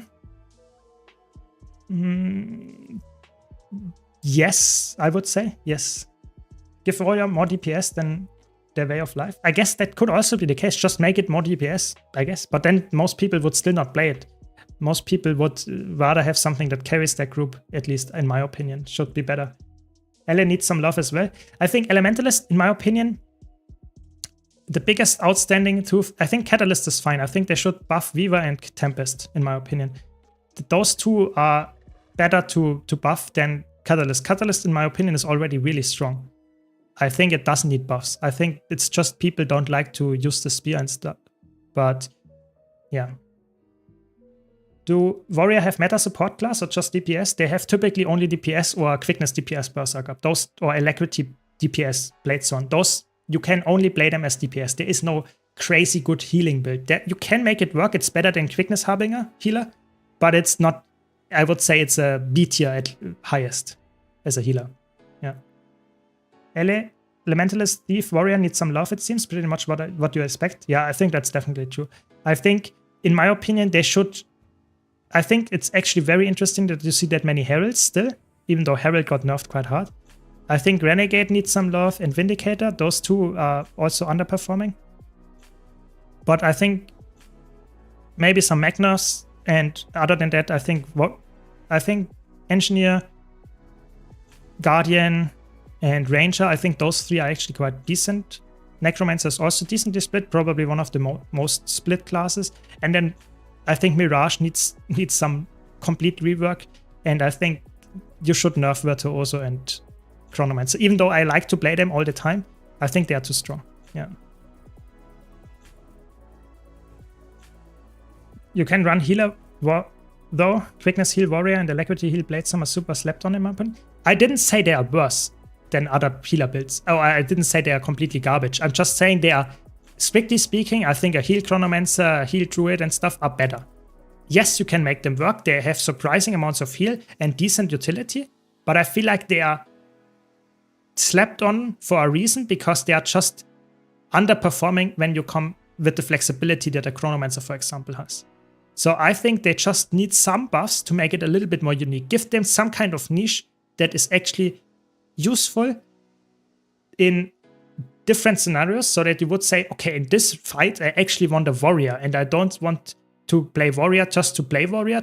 I want to play the warrior because I think it's actually a decent pick here because it has some interaction that makes sense. Yeah, I think that's how it should be. Yeah. Untamed is also barely on this list. Yeah, the reason for that is Untamed. You see a high amount of Soul Beast here, even though Soul Beast is, I would say, relatively hard. I think the reason here is that a lot of people would rather play a Soul Beast than an Untamed because Untamed is a little bit worse in terms of burst than the Soul Beast. But I think Untamed could get some buffs, I agree. I think Untamed is... I mean, not in DPS, but maybe in utility. Maybe give Untamed some kind of step access for allies and you would see it jump up, definitely. Elementalist doesn't need help. Elementalist players just need to get paid to get a new set of finger joints. I guess, you know, could be. Most players are used to Soul Beast and strictly speaking it's burst tower, so there's really basically no reason to run Untamed if you have a pre-made comp. Exactly. And you have to keep in mind, this is stats from people that already have arc DPS that upload their logs. So you have a very try-hard, so to say, few here. And then you will typically have people that are actually decently well at the game and play Soul Beast because they know they have a good burst there. So if you would look at the whole community, which we can't, but if you would look at that, I guess Untamed would be a little bit higher up because people like Untamed and it's actually quite fun to play as well, I guess. Yeah. I want to play Warrior to Smash. Yeah, I think Warrior just have high DPS and a decent niche, then I think it will come back for sure. If you have a build heal Chrono right now, why would someone invest the resources in the heal warrior instead? Exactly, there is no reason. And I think it's actually, you would grieve yourself because you would invest time to actually learn and build a heal warrior and then you would perform worse even if you have the same experience level than on the Chronomancer. It's just, it's really bad. It's really bad, yeah. You're comparing those builds to objectively OP heal builds. The whole reason Chronomancer and Druid are the best is because they have everything and absolutely insane amounts of CC. In my opinion, the niche of heal war is how easy it is to provide boons. I think, in my opinion, I totally agree. I think they should just nerf the overperforming builds like Chronomancer, Druid, maybe even Scourge and Quickness Cutter, Heal Cutter, so that you and Firebrand, so that the other more, so to say, worse builds right now, strictly speaking, have their opportunity to shine because they're very easy in terms of how they provide the boons, or maybe they have crazy amounts of passive healing like a Herald, or maybe they have crazy amounts of ranged in the heal kit like a Staff Catalyst or something like that. I feel like this should be looked at, but it's currently just like you have to beat Chronomancer and Druid, and they're just too good. You know, how can you beat those? I mean, I don't know, just pressing one button and having all boons? I guess that would be better, yes, but if they would include that, then I guess the game is probably dead anyway. I feel like I think they really have to think about nerfing supports. They really struggle to do that in PvE, I really think so. Because they really think that people will die because of that, in not kill bosses they killed before. But I feel like that's the only way. Yeah. I mean, we can look at strike missions, are probably quite similar. Not that crazy different to raids. But if you look at fractals, I think fractals look a little bit different. You actually see a big spike in Renegade if you compare it to raids. Renegade 1.5 and fractals 5.7 actually almost. You can clearly see Revenant is better here, especially Herald goes down, but Renegade goes up. It's really good there. That will never happen unless an equally OP contender comes along. Raids are already giga dead, and that would push out even more casual groups, which would get carried by the stupid OP supports. Yeah, I think it will not happen, but I personally think that's the only way to save some kind of balance and make Warrior, for example, playable at the current state, other than just making it giga broken as well. Yeah. But if Soul Beast, Scrapper comes here way harder than Mechanist. You see Viva instead of the others. It's really clear what I just showed 2 weeks ago or something in my Fractal builds tier list.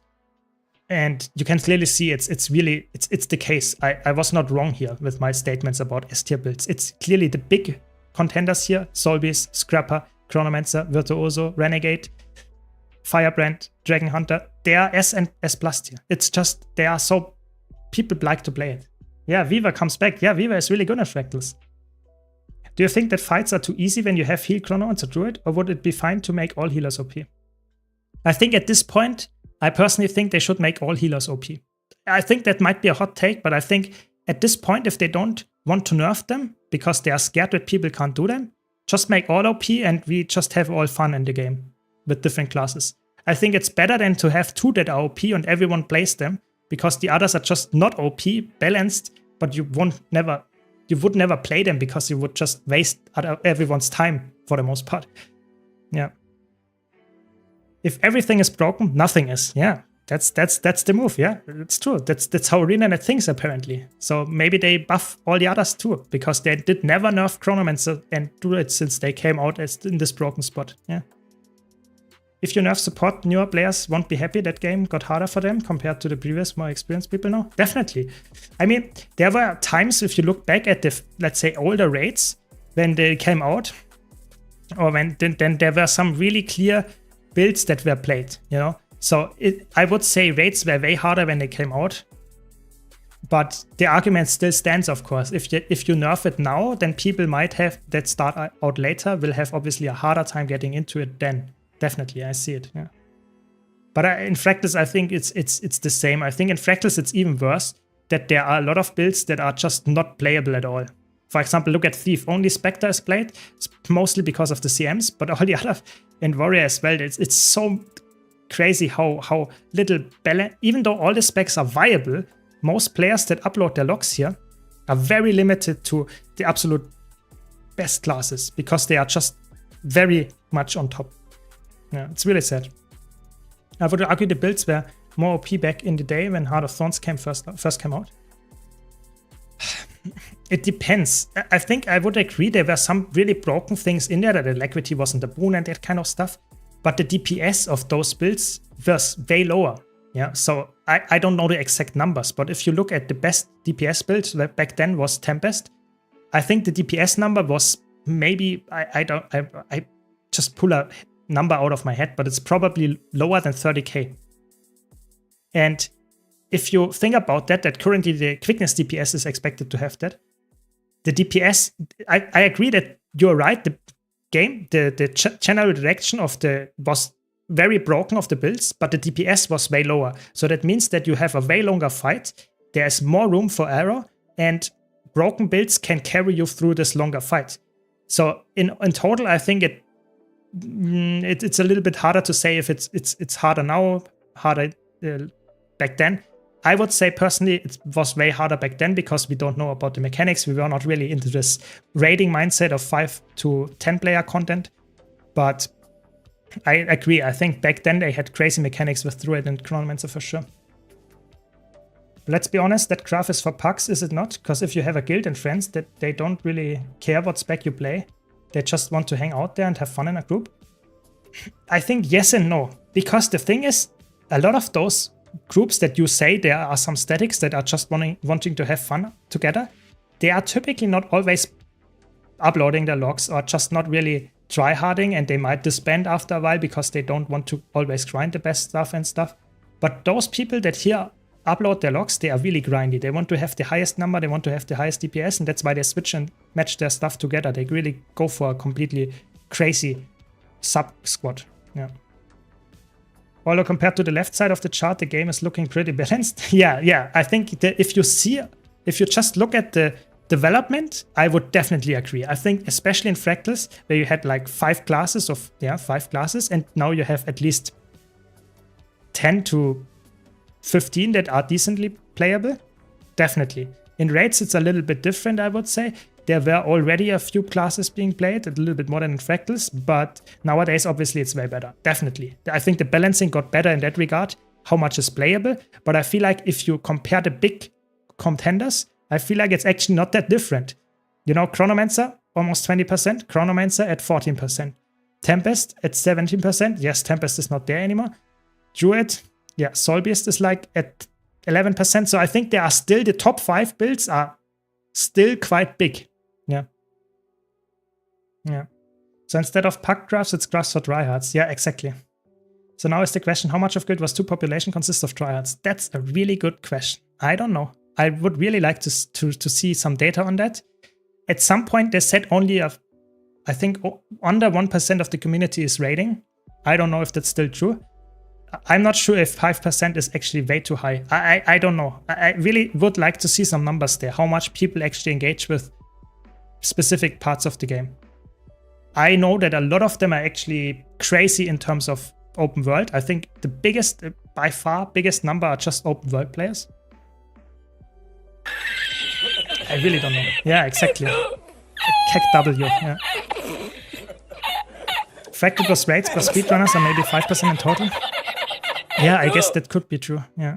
I think Fractals, especially T4 Fractals, are actually somewhat popular. I think it's a decent thing. Strike missions, Ice Root Saga strike missions as well. But if you come to raids and Fractal CMs especially, I think those are actually not that... And if you look at dungeons, it's probably you can count them on one hand, how many people there are. No, not really, but it's not that high, yeah. But it's sad, definitely. The tryhard community in Guild Wars 2 is really dying out, so to say. Especially if you look at competitive modes as well. PvP is like there are 10 people playing that are really tryhard. Yeah, that's just how it is, I guess. And in PvE, it's also not looking that good. I think Guild Wars 2 is very much alive if you are a casual gamer. But if you are tryhard, it feels like people leave. Yeah. Dungeon players crying in the corner. I think they are happy in their corner. I talked to them and I think they're fine with dungeons and they like to do them. But of course they don't, the balance is not for them. It's only a few people playing dungeons. Can you rely on wingman distribution and apply it to the entire player base? No, you can't, sadly, because it's only, you know, it's very skewed because you only see the people that actually have ArcDPS and upload their logs. And this is only a small fraction of the already small fraction that plays raids and fractals. Yeah, that's just how it is. World versus World is dead in NA? Oh, that's sad to hear. I mean, in EU, it's actually quite fine, at least where I am. Always see CM packs in LFG for fractals more than T4, but they always ask you for crazy KP. Yeah, I don't know. I feel like maybe that's just because they are sticking in there for longer, you know? They don't find people because they are asking for crazy KP. Maybe that's the reason. I don't know. At least PvP has a bigger player base than Rage, which is ridiculous. Is that the case? I don't know if that's really true. I really don't know. It sounds like a crazy thing. Let me switch back to Guild Wars 2 now.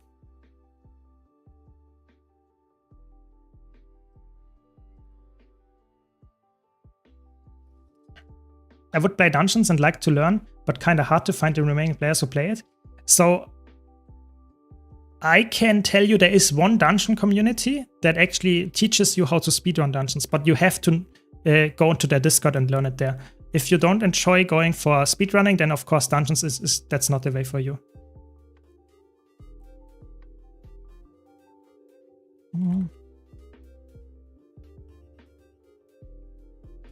So let's play some Ice Root Saga strike missions, I guess. Still in NA, World versus World, people think they are better than us. I don't know. I don't want to get any banter going here between NA and EU. I think it's heavily skill dependent. You can't judge in total that there's one server that is better than the other one. I just don't know. Yeah, they said it in an article. I try to find it. That's interesting. I think if that's really the case, that there are more people playing PvP than raids, it's actually even sadder than I thought, because the PvP scene is actually, in my opinion, if I queue up, I get 5-minute queues all the time. If I get into a match, I get players that are in silver when I'm in platinum. And if that's higher in the player base than raids, then it's horrible. It's a horrible state for raids. I think they will not develop a new raid then, to be honest. I don't see that. We can solo quite a few dungeons. Yes, that's true. You can solo a lot of them. Most of them, actually. but it's a completely different playstyle. Soloing dungeons is completely different than speedrunning them. Keep that in mind. It was said by Arena and Crouch that raid community is smaller than PvP in an interview, and they confirmed the interview is legit. That's crazy. I mean, I know about this, that it was a while ago, but I think that it's still the case. It's actually crazy. And what I also think what is crazy is that it depends a bit what if there is a player that is actually playing PvP once a week, is that a PvP player? Is that considered? Because that's how you have to if you compare it like that, then of course more players play PvP in my opinion. But if you make it so that you play it every day and compared to once a week for the raids, if that's still the case, it's actually insane in my opinion. It's actually insane.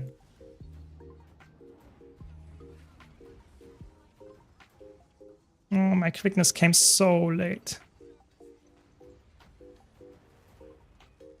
I think there were ways to solo all dungeons. That's true and not true. I think some dungeons are almost impossible, if not impossible, to solo, because there are some mechanics that you can't solo them, as far as I know. I think there are some dungeons that you can't solo. Yes, if you don't game break. Yeah.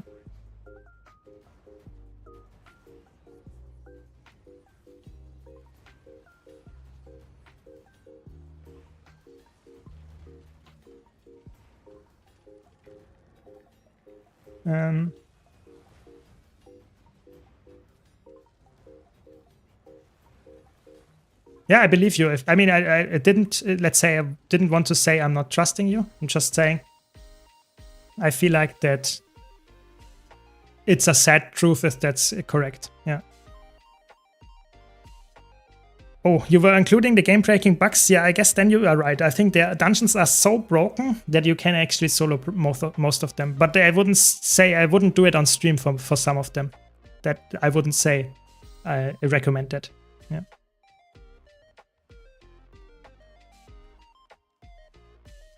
The exact quote about raids is fairly niche compared to even structured player versus player. That's actually crazy. It's so crazy to me because, you know, PvP feels very gambling, you know, like what you get because there are so few players queuing all the time. But it's actually crazy. I mean, makes sense to some extent because raids are not really needed for anything other than legendary armor, and you can get it now open world as well. So I don't know.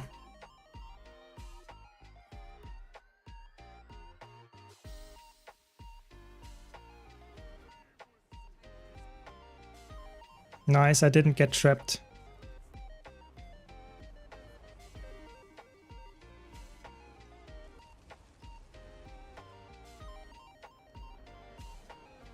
They should focus on open world, fractal strikes, and world versus world. Yeah, I guess. I mean, I think that's a debate for another day, where they should focus on, because I think that's something that you have to debate with the developers as well, because I would really see the numbers of how players are actually engaging in that content. Because if I don't know the numbers, I can't tell you what they should focus on, because even if I'm not the majority, I would say that they should focus on the stuff that is the best for them. You know, I think going for, just because I'm a content creator and I like to play fractals, for example, if that's only a small fraction of the community that agrees with me, then they should not listen to me, even if I'm a very vocal person about it.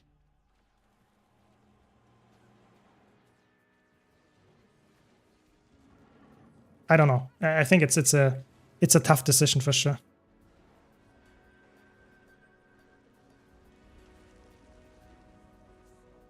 But without game breaking bugs, I would say there are two paths in Ara that can't be soloed exactly. Path 1, I think, is one of them. And COA has to be duoed, but I think the rest are soloable. I mean, of course, with the exception of the Aetherblade path, yes. Aetherblade is obviously a puzzle-heavy path that you can't solo for that most extent, yeah. Welcome, Eddie, welcome. I'm doing good. I'm doing quite fine. How are you doing? I'm thinking on... Oh my god, I hate it. I'm thinking on creating a full support warrior. Not sure which spec. Spellbreaker seems legit, but using Warhorse staff for sure. Banner must be right. Yeah, I think for PvP I would go with that one. For PvE, yes, you can play it, but we talked about it earlier. I think it's just not there yet. It's the open, just the general direction of warrior. It feels like you are not playing the craziest support. It's doable. You can, especially Spellbreaker and even Bladestone can be played as healer. Berserker as well. You can even play a heal warrior, core warrior, but it feels way worse than a Chronomancer. So keep that in mind. It's not something that I would say is absolutely game breaking. It's like a experimental fun pick, but it's not insanely good. Yeah. But I think that's in that sense okay. If you have a group that doesn't mind, you can easily play it. Just not play it in a tryhard group that wants to get the highest, the fastest kills and stuff. Yeah. And in open world, obviously everything works. My quickness and my might uptime are horrible. It's actually insane.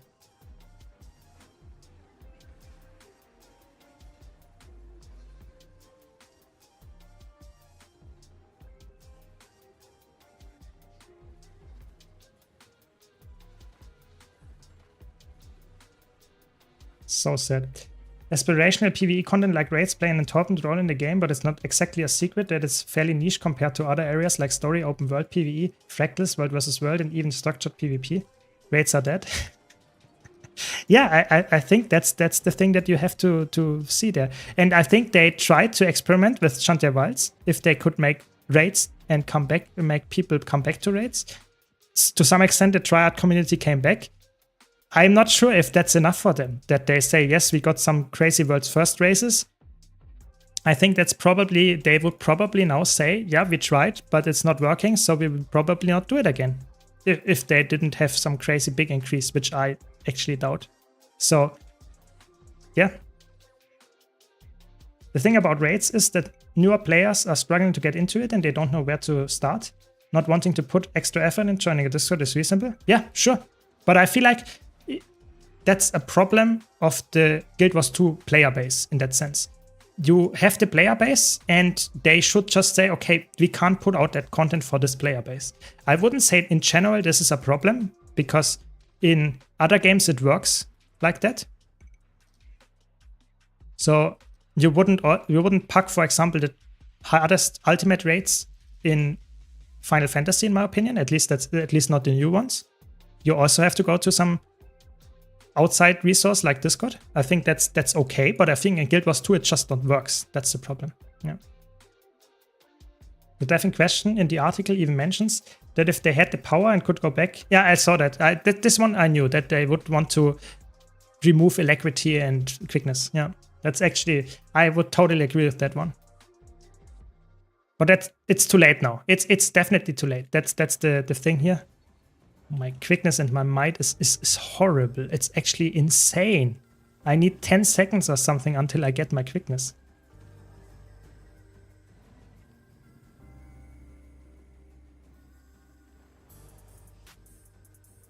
Nice, we got the CC at least. That's something.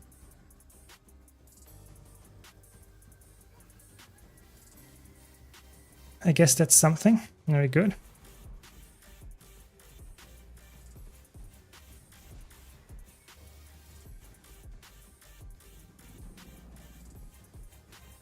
Doing fine. Very good. That's what we need. More people doing fine. Very good.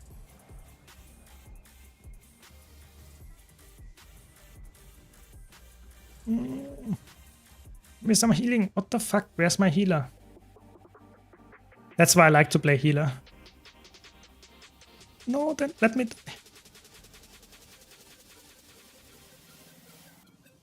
I feel like my sub-squad is just dying because the healer is trolling. Is it? It's too late? They can't? Yeah, I think they can't fix it. I think they can't take away alacrity and quickness now. Because if they would do it, I think... I wouldn't say, but I think maybe 99% of the PvE community would not be able to play the game anymore. Personally, I think that's the case. Because it's like, you really need these boons.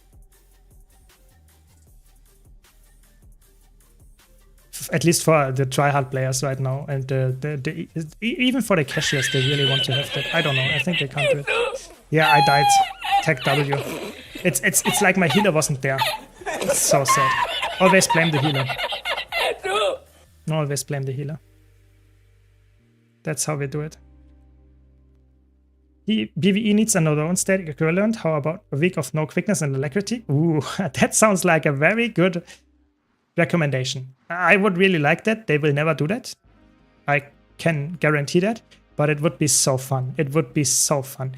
The builds would be completely broken. No one would play during this week. And it would be horrible.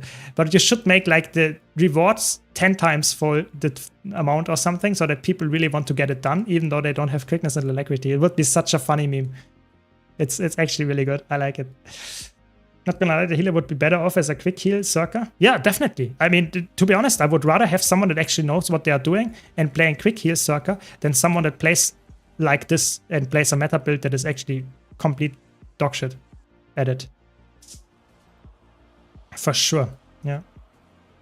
I feel like also other games like Final Fantasy have better tools, like easier versions of fights you can queue up. Yeah, I think the queuing system and the stuff, how you actually find players in Guild Wars 2 is really bad for that, for sure. For sure. Also the quickness for Garda is Bone Skinner, it's discrimination. It's bullshit. It's discrimination towards alacrity specs. Yeah, I think nowadays it's a little bit better that the DPS is not completely, you know, you can play some kind of alacrity DPS to some extent and have crazy good numbers as well. So for example, alacrity Bladezone has numbers that are comparable to a quickness DPS catalyst. Those are quite similar. So I think it's not completely split anymore. But you're right, of course, that should never have been the case. You know, why is there a reason to play quickness over alacrity as a DPS? I think that doesn't make a lot of sense to me, that there's this discrimination. Definitely. I agree, 100%. Never join a KP-less group as DPS. I mean, this wasn't even a KP-less group. I'm not joking. Those people asked for 50 KP. I mean, that's not a lot, but they are definitely, at least the healer is not having 50 KP, or at least is not really doing anything to actually give me my boons. Look at this quickness, it's almost not there. Always blame the healer. So if I run away from you in raids and I die, I can say it's all your fault. No, it's like a typical meme in MMOs, I would say, that it's always the healer's fault if you die. Because it doesn't matter what you did, the healer didn't save you from it. That's the whole meme there.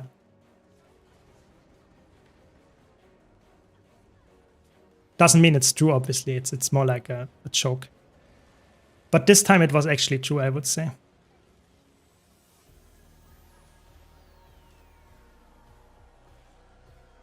Yeah, the LFG is not really good. I think the LFG is a problem. I think the problem is it's very convoluted. It's not really helping. We don't have any looking for group in that sense that is really helping to actually find a DPS or alacrity. It's more like there is some kind of space where you can advertise with group, but it's not really a space where you can easily just queue up.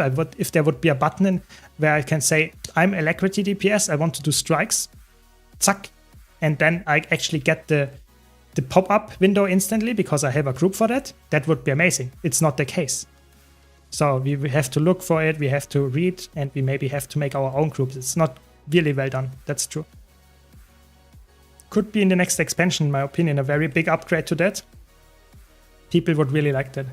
I think that would help a lot, but I feel like it's not coming. I think that's a feature that is very unlikely to be implemented, like some kind of instant group finder and stuff. That's not happening. I think Guild Wars 2 is too complex for that. Maybe a new game can make that, but Guild Wars 2 is not possible in my opinion. It is mostly just because the build pretty much plays itself. So on the floor, it's much higher DPS. I guess if that's the case, I mean, to be honest, the problem is those players are, I would never like, personally, I really hate nowadays to see a alacrity mech that is playing the healer. Because I feel like the heal alacrity mech is just not good anymore. And people, they are, you know, I also feel our quickness DPS is, I think in this group is a Harbinger, so I don't get all the boons all the time because the Harbinger doesn't know how the boon application works perfectly because it's quite tight. So I think it's just not, it's the group composition here that's struggling quite a bit. But I would agree. I think better player build that is doing all the stuff on its own than playing a meta build that is absolutely top tier in the perfectly skilled player hands. And you are not doing that, then the group doesn't have quickness and you're sad. So I definitely agree with you. Better play some quickness heal Berserker and we would be better off here, for sure. Also in Final Fantasy, you get to know instance content since you are forced through it in the story, be it dungeon or solo instances. Guild Wars 2, you will never touch instance content unless you seek it out. Yeah, I think they should force you to do it, but the problem is Guild Wars 2 is not really a game where I would say it's classically considered an instance content game. That's the problem here. Guild Wars 2 was never designed as a game where you have crazy amount of instance content. Yeah. They just came to it later, and that's a big problem because if you already have the story out that is from 0 to level 80, so it's just people will not they will not change that, how to force you in this dungeon and that kind of stuff. I see where you're going. I totally agree. I think that would have been the right decision, but that's not how they did it. How would you fix it? Oh, I don't know. I think the big problem is, I think instance content in Guild Wars 2 is very niche already because it's more like a lot of people play the open world stuff, and you have to force them to actually get more rewards in there. You have to maybe make something that actually helps you getting the content, the reward in the more increased rewards from going into LFR, LFG stuff. I think that would help decently well to just force you to actually play with other players and puck maybe to get more rewards from that. Some kind of mentoring system could help. I don't know. I feel like it's really hard to fix the LFG in a way that actually helps the player base and not only a very small fraction that actually wants to get something out of it. I think it should have the whole player base, and I think that's just straight up very hard in Guild Wars 2. I think that the time of fixing Guild Wars 2 LFG might have been, it's maybe over. Yeah, maybe it's like the game itself has to accept that, and maybe they do it for Guild Wars 3, like we already mentioned. Maybe Guild Wars 3 2026. Yeah. The healers are responsible for 4 other people's enjoyment. Meanwhile, having 1 or 2 bad DPS doesn't mean anything. Exactly. That's why I really like to play healer in all content, because I know I'm decently well as a healer. So that means if I can just carry the group by healing them, I will probably have a smoother run than if I would play decently well as a DPS, because as a DPS, I'm actually quite dependent on my healer's job. Yeah, definitely. Next expansion, they will enable an option for us to build full squad from all characters. I mean, maybe we have some kind of heroes thing coming, and that's the last expansion. I mean, I had some really nice YouTube discussion, and I think the next expansion will be the last. I actually agree with that statement. And maybe they introduce something crazy like that in the next expansion, knowing that this will be the last expansion for Guild Wars 2. Maybe. We don't know. Could be. Finally can run 6 Untames and 2 Druids all by myself. Solo Doom CM. Here we go. Exactly. I would really love to see you soloing Doom CM. Would be amazing. Anyone else remember when we didn't have an LFG and we had to use a third-party website to get into dungeon groups? I remember that time, actually. It was actually crazy back then. I think a lot of people at this time were also using TeamSpeak and that kind of stuff. Back then, it was actually really crazy to find decent groups. The guild was way more important to actually have a guild, because you could write in the guild to actually find the group. And dungeon were obviously the only thing that you actually did play in Guild Wars 2 to farm gold, because nothing else existed. Yeah.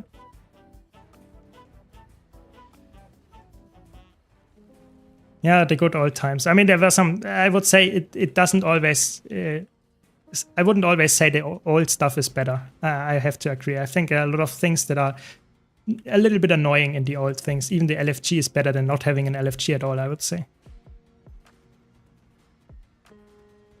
Yeah, I think the good old times in Guild Wars 2, a lot of people think back and think the good old times in Guild Wars 2 are just better than now, but I would totally disagree. I think the class balance in PvE was horrible. There was not a real end game other than farming dungeons, which were not even level 80 for the most part.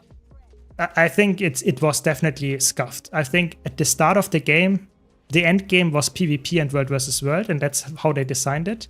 But it's not something that they stuck to. They changed that philosophy quite fast, and that's a problem, because then we had a game that was focused on PvP in a combat style and got slowly more open world stuff, while they also included some kind of hardcore raids at the start of the game. And it was just the decision making of how they develop content is not perfect. to say the least. And that started already at the game's launch, I would say.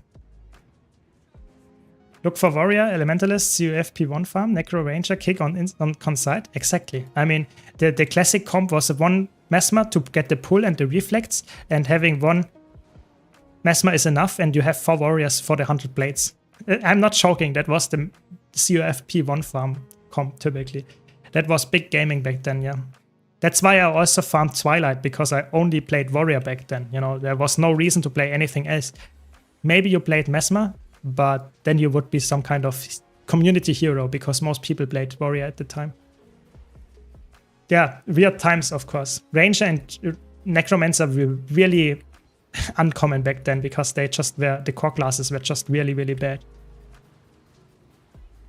It's really fun to talk about it right now, because it feels like every class has a place. Even the worst classes actually perform very well in PvE right now. Back then it was really like, if you saw a core ranger, you know it was a bear bow with longbow. That's just how it was back then.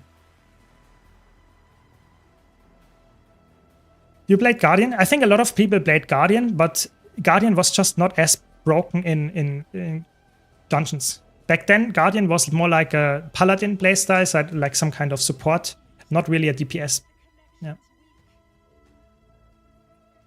Nice, duoing Ara. Yeah, I mean, duoing Guardian got better because you had the Reflect and you had some more DPS than Mesmer. So you could actually, you have a reason to run Guardian. Yeah. Could one-shot Loopy, for example. Yeah, I know. Very good, very good. What do you think about Thief for raids? I think Thief is really underrated. If you put a lot of effort into Thief, you can full all roles and you will actually be top DPS on most of them. It's actually really good. But Thief is like, you have to put effort in, especially if you want to play the Spear. The Spear is one of the best weapons in terms of fun and design, but it's also the most complex. What? Nice troll portal. Nice troll portal.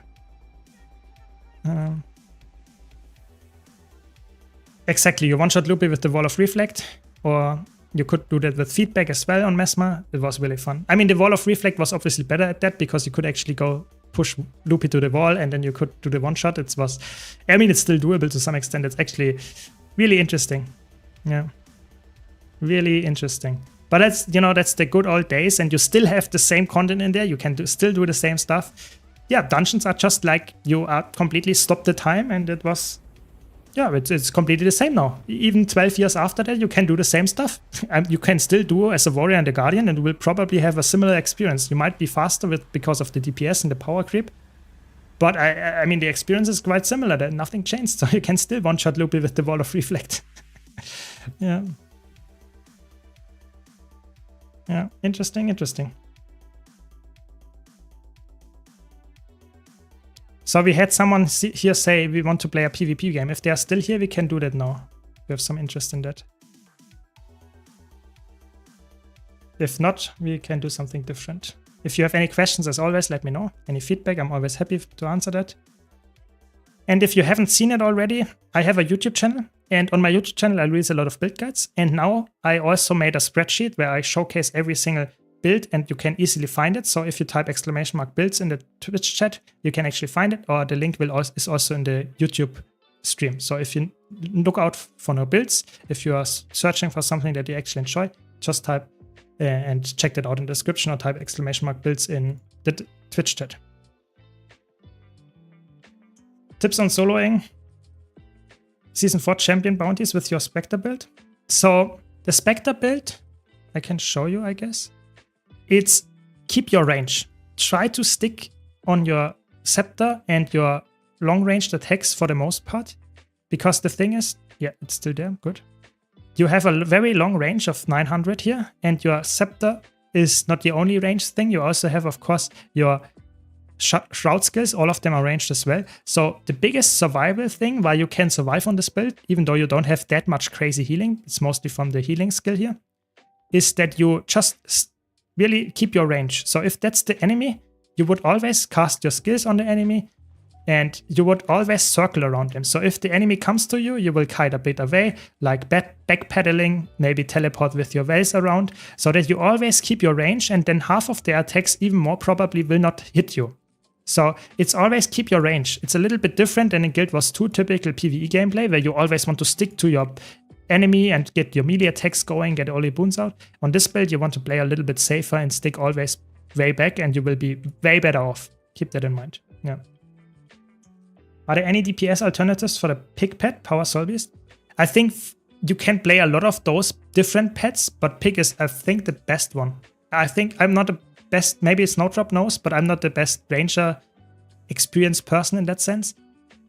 But I think the pig is the best, but there might be something that is actually quite similar. Yeah. I think there are a lot of pets nowadays, and you can easily swap them, and you will probably not lose too much of DPS. I think the Gazelle might be also okay, because it was meta at some point on Soul Beast. I'm not sure. I'm actually not completely sure. Yeah. The mini war claw gives the same stats. Yeah. I guess you could do that as well. Yeah. I also remember failing for hours in AC. As level 31 with green blue gear and no clue. The spider was hard. The captain nuked the fuck out of us. Yeah. I mean, I think this was a really interesting and really fun thing that you had back then. That you had the experience of getting not instantly rewarded for doing stuff. Because I feel like, especially in nowadays, in a lot of cases, especially open world, but also in instance content for the most part, you expect to win. You know, you expect to win. And back then, it was more like you played something, you tried it out, and you didn't expect the dungeon to be completely successful the first time you got in with level 31. It's just this experience you don't really have anymore. Even if you start out with fractals, you will not join a level 1 fractal expecting that you will fail. No, it might take a bit if you are very bad at the game and very inexperienced, but you will complete it. And that's back then it was not the case. You know, it's a little bit of a... Okay, they have 2 Tempests.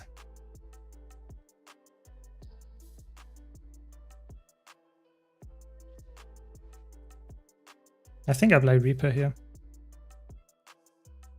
But I think that's just my take. Maybe I'm wrong here, but I feel like nowadays it's way more, people expect way more that they will actually get the rewards without any big issues. Yeah.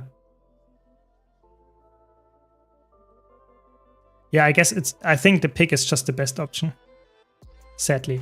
I mean, like I said, I think all the other pets, at least the power pets, you probably can exchange them and you will not be completely lose 10k DPS, but I personally think it might not be the smart choice anyway, because why would you not use the pig? Because getting the pig is actually very easy. You just have to get to a specific location on the core map. It's not like it's bound behind any expansion. So of course, flavor style, yes, I get it, but if you want to have top DPS, you might have to drop some flavor.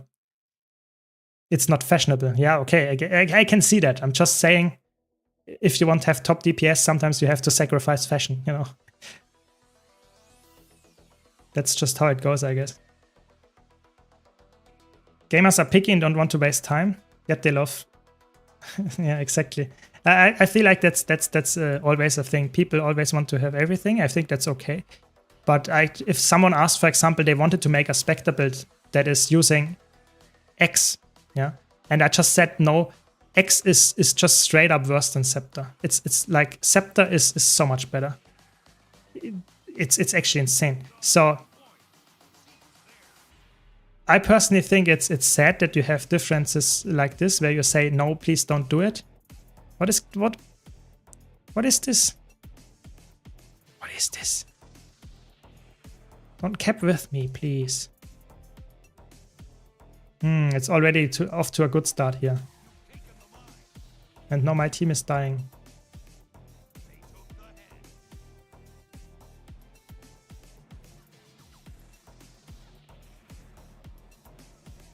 Okay, we got a kill here.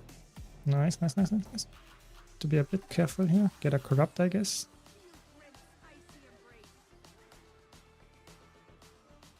Oh, this is not good. This is not good. We lost the whole map for that. Nice, we got this kill. Oh, this is such a low level game. I have to really carry this. This is greedy now, pushing too far with all of them on respawn. Maybe I get the decap and then I can kite a bit. Let's see. That's a greedy play. I know all of them are on respawn. Maybe I have to be careful here. Okay, now I go kiting. Just to make sure that we get some fight here.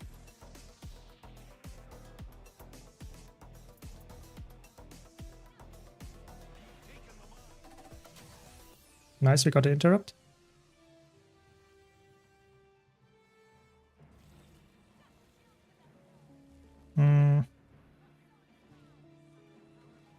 How is my player dying off on point here? It's actually insane. This is a really tough match. At least we got a 2 cap from that, but... Focus this guy, please. Oh, that was a necessary double dodge. I didn't like it, but it was necessary.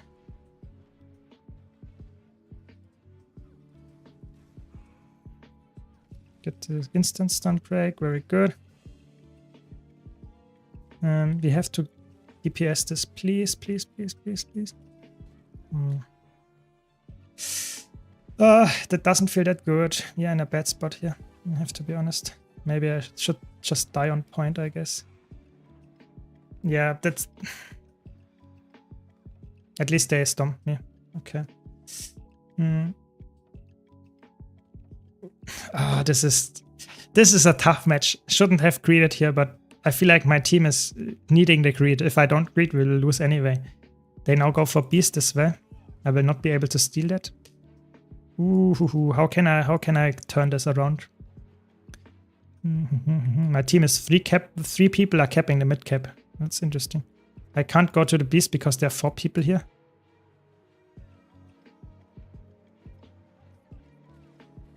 Maybe I can even get the decap here. No.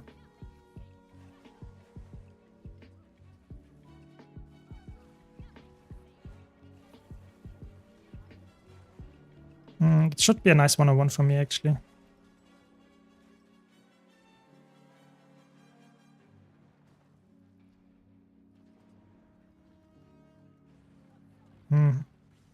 Maybe it takes a little bit too long, I guess, but it's fine. Oh, the Condi burst is nice. Very good, there we go. Good that the Guardian came, actually. Very good. I like this. Good rotation.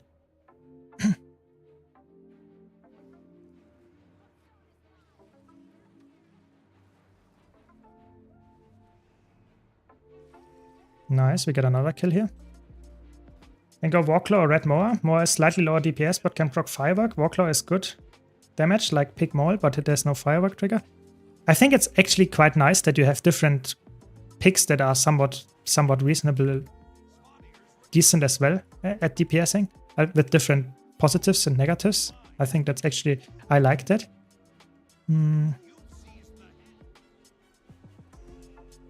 I mean, now we have in a really good spot.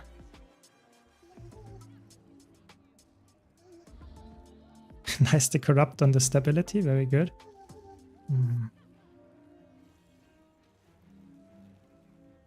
I have to be careful here.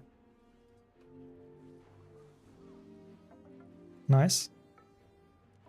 Nice, nice, nice, nice, nice. We got the kill here. I can't contest it because I'm so low. Nice, we got the kill. Very good. Good state. We're in a good state. We won the 2v2. Now I can stay here for some respawns, I guess. Good state now. Good state. Okay, there's the Reaper.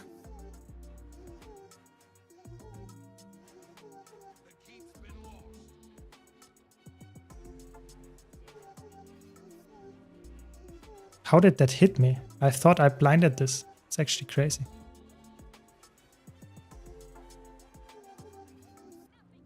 Oh my god. Perfect blind into CC chain. Disgusting. I shouldn't have died here. Misplayed completely. But it's fine. My team got the map. It's like there are 3 people on me here. It's so overkill.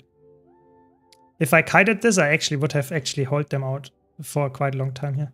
They want to get the beast when it spawns. Interesting, interesting. I will just go too far then. Maybe get the decap, maybe get the beast contest.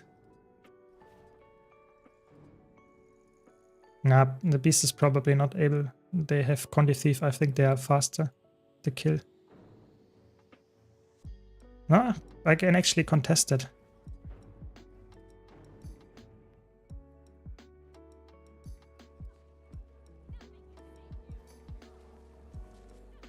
No, they actually got it, but they died for that. Okay, I take that.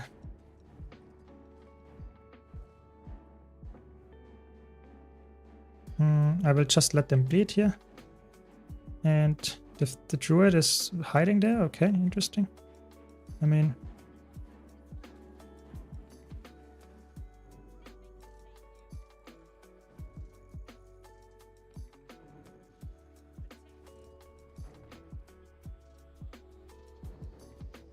Interrupt, CC chaining.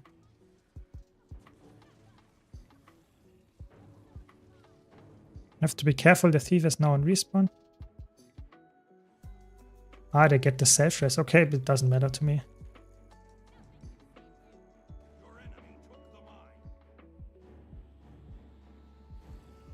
Oh, come on.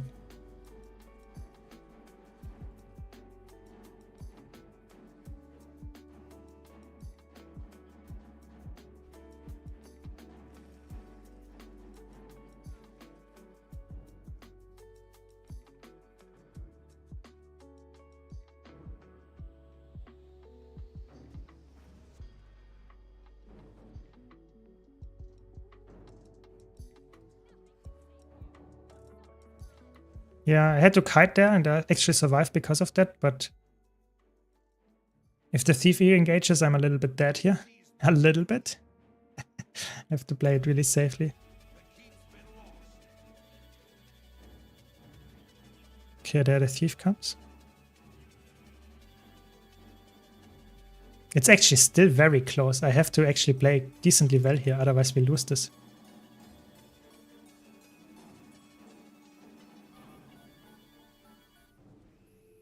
My team lost the map. I don't know. It's actually...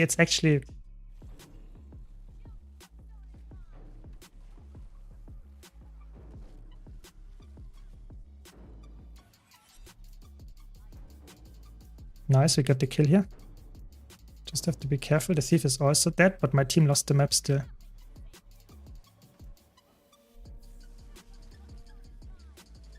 Ooh. That's a problem. That's a big problem, actually. Maybe it comes down to Beast. Are you ready for Beast? Beast layoff at the end. Oh, is that close? It's actually so close. It's actually crazy.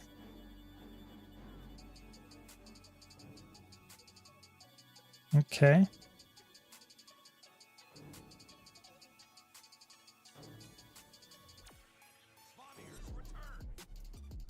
I'm not sure if it's smart to hold here. Probably not. To go kiting just to be safe. It's just one player. It's actually okay.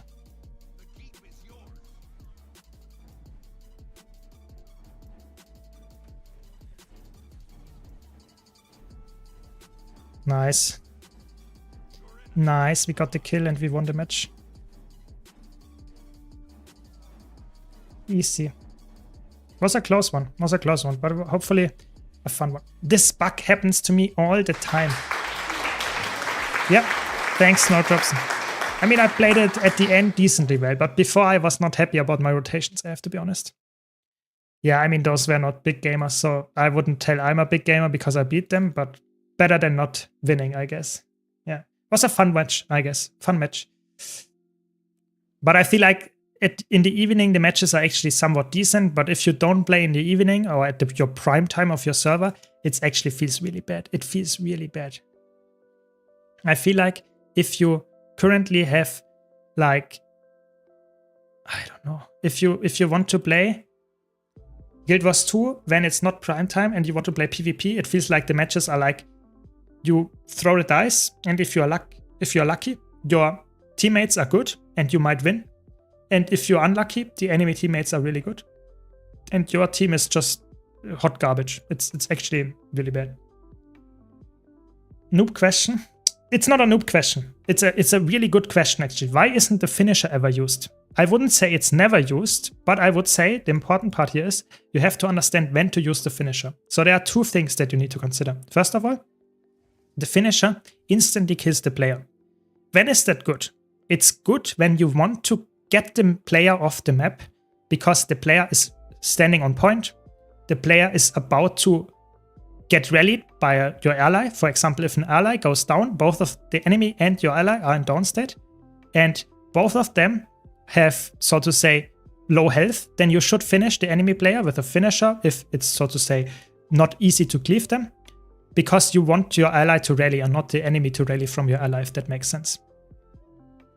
Why is it typically not used? Because a lot of the times just cleaving them, just by dealing damage to the downed body, you will be faster than stomping them, because nowadays the damage is quite fast, quite easy to actually deal damage to those. And most of the times that's the, so to say, try hard move, is if this is the capture point, you know, the white thing here, if the enemy dies where I'm standing, you can cap the point with the enemy body lying there, and you can actually get the, so to say, the time that the enemy needs to respawn increased by almost double the amount. You know, if the enemy bleeds out here and you don't stomp them, you actually have way higher, so to say, outnumbered situation on the map than if you would instantly kill the enemy and the enemy respawns after 20 seconds. Hope that makes sense. Yeah, glad you like it, Anthony. Ever used dual mace warrior in PvP with dual wielding? It's really fun. I saw that and it's a really fun one. There are some really, you know, Captain Crabface, or how it's called. He has really fun clips of that, and I really wanted to make it work as well, but I feel like it's like a meme build. You need 10 matches to actually get good clips for that. It's not like it works every single time.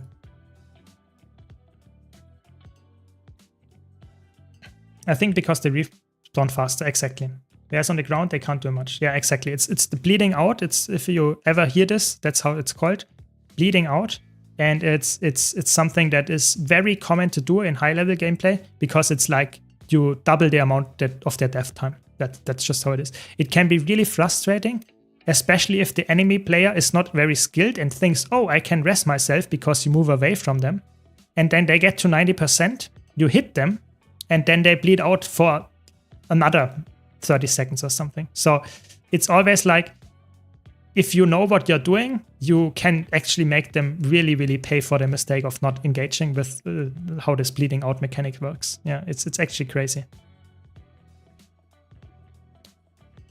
Nothing happening on this maps. It's actually crazy. Maybe you have to do some meta events after all. But that's why I think that's one of the issues why PvP is a little bit... a lot of people play PvP and have fun. But as soon as you play against a very skilled player, the skilled player will completely, and I'm not joking, completely destroy the unskilled player, because there are so many things that are actually somewhat unknown by a casual player, and the tryhard player will actually know them, and they have no chance of playing against them, because you have to actually understand how it works, everything in mechanic, and how you play against it. And it's not something that the average player would actually be interested in learning, because you just want to have fun. And you will get completely destroyed. So the skill gap is not only about playing the game, like being better at the game, like skilled in terms of how you can actually play against a dagger catalyst or something. No, it's also about understanding when to rotate, when to let someone bleed out. So Conquest is more like very weird in like all the different parts that what you have to understand to be a good gamer in Conquest. It's not only about being good at Necromancer or good at Elementalist. It's also about being good against someone and understanding how the rotation and the strategy of the game mode works. It's really, really hard.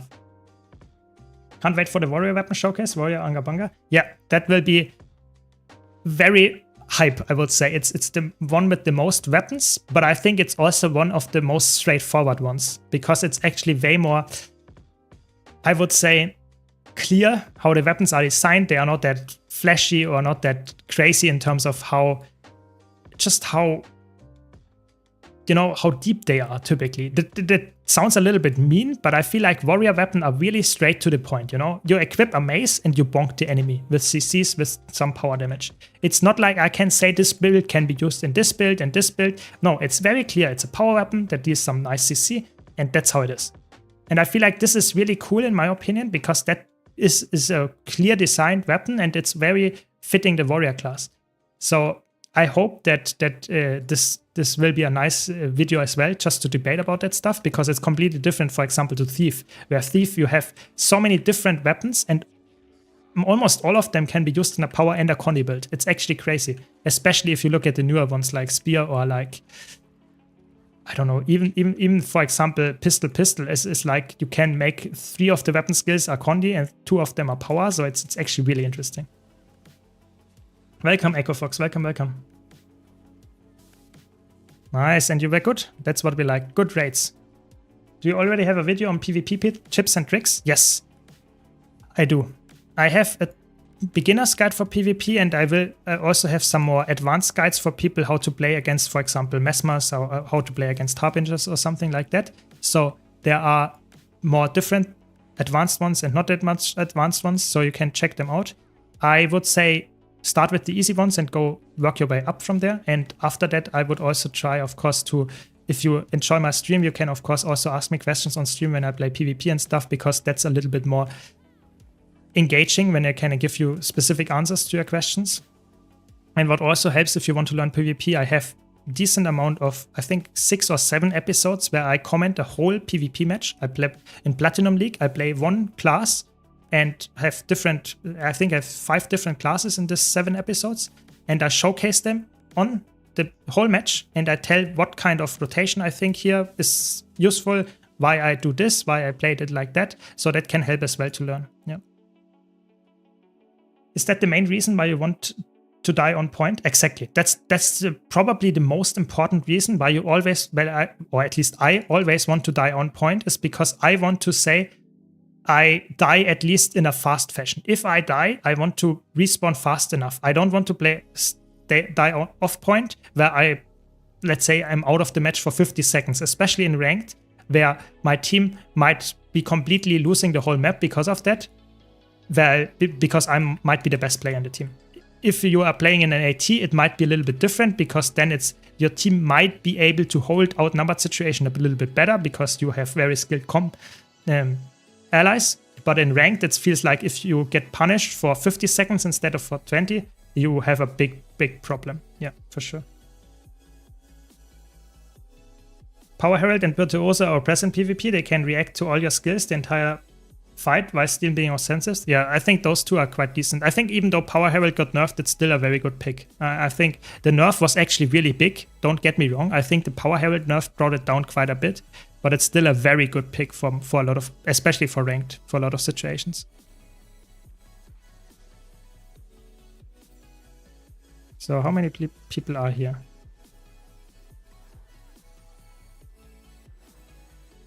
So actually a decent amount of, it's actually like a small squad here.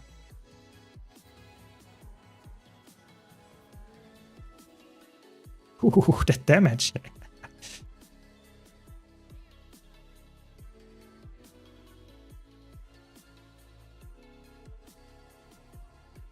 No, I'm dead.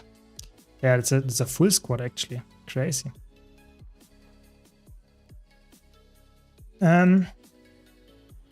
Is Warhorn viable as an offensive option for Tempest in PvP and World vs. World? So the problem is with World vs. World in PvP, or in general, I think Warhorn, they reworked Warhorn. They buffed Warhorn on Elementalist in a way that made it a clear support weapon. So there it is.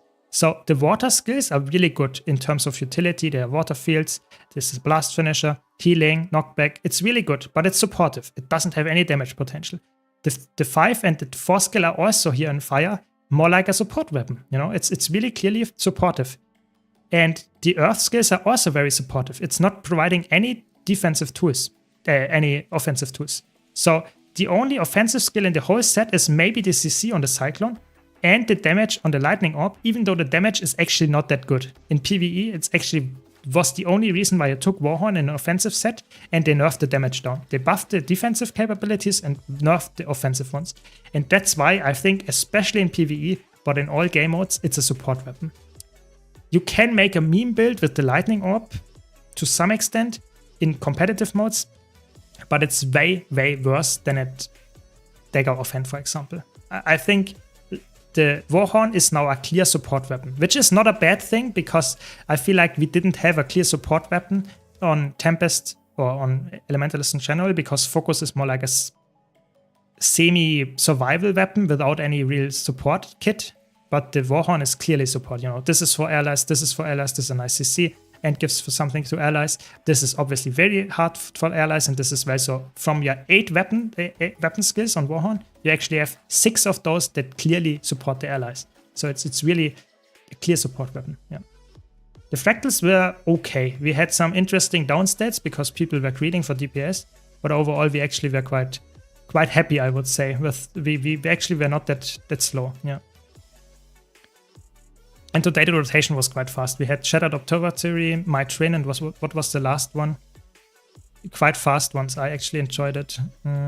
Molten Boss, so wasn't that bad. Yeah.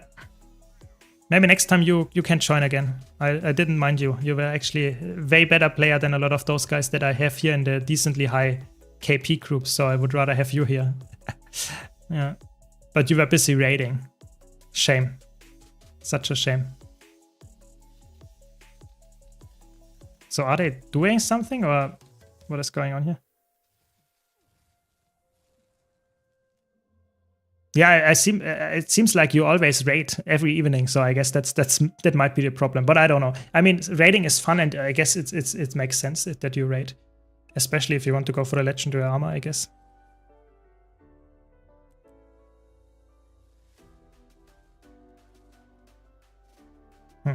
Nothing happening here, I guess.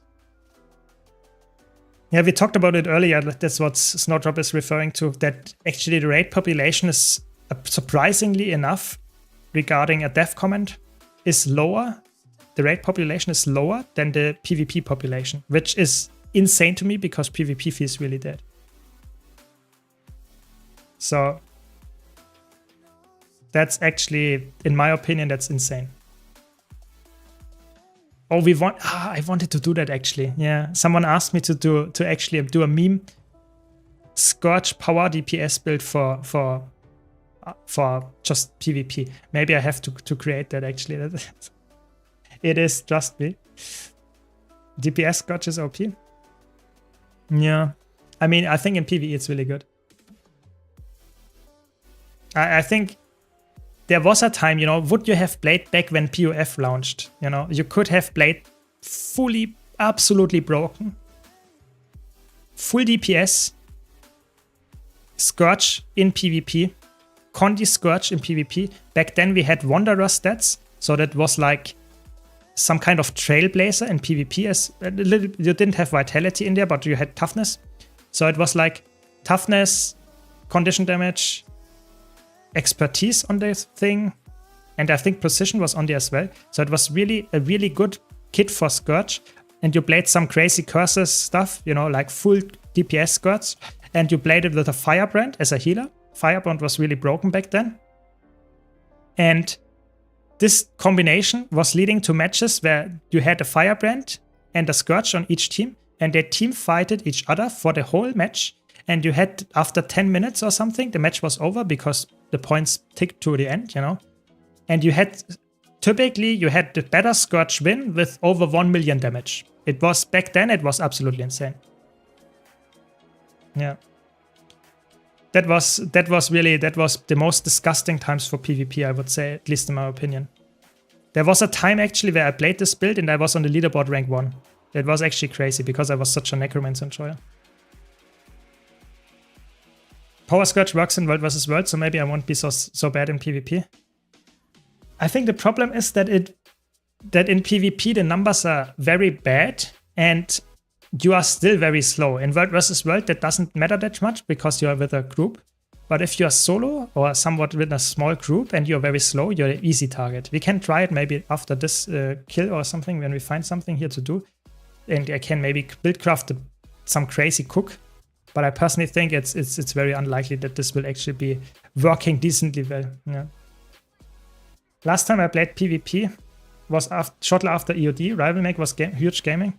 Oh my god, Rival Mechs in PvP. Yeah. I mean, there was some broken, there was some really broken, how was it called, interaction between, I think it was called Sanctuary Rune, where you got barrier when you, was it like you got barrier when you healed or something like that? Oh, that was so close. Yeah, and how was it? How was it? I think the interaction was like, Mech has a trait, or had a trait, that gives you barrier when you get alacrity.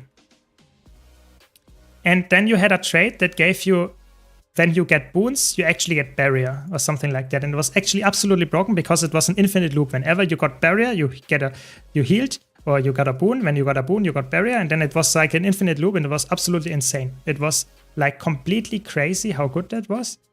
And that was absolutely obnoxious. That's what I remember about EOD PvP. There's no good power Scourge build. Scourge plays Boon Rip Curse support. Yeah, but I mean, do you really think that works decently well in a PvP match? I mean, I can try to make it work, but I feel like a Condi Scourge is just the worst Condi Reaper. Welcome, Final One. Welcome, welcome. Hope you had a nice day. Good news, I'm almost done with the story and I will join the ranks of Guild Wars 2 veteran. That's what we like to hear.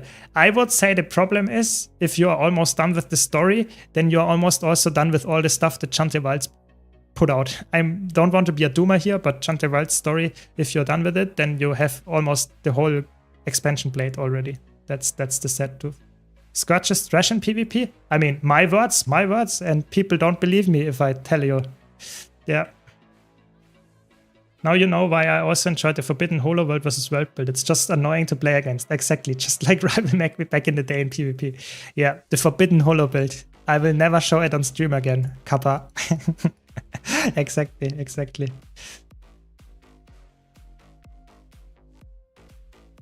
It's actually crazy. This matchup seems really dead. There are not a lot of people playing against us, yeah. I can finally grind the legendary trinkets via achievements and use the time for daily fractals and strikes. Yeah, exactly. I feel like that was for me the same. I played Chantier Wilds. The first week I grinded quite hard, got almost all of the achievements in the Chantier Wilds, some of them, a big amount of them, yeah. And after 1 week I was done with it, and I just was happy because I could go back to fractals, grind other stuff, just have fun. It was actually like the expansion where I enjoyed the expansion. And after 1 week, I was like, okay, let's go back to it, to the normal stuff. It's actually really fun because that means that the expansion is actually quite bad in that sense, because it didn't give you anything to grind. It's really sad, actually.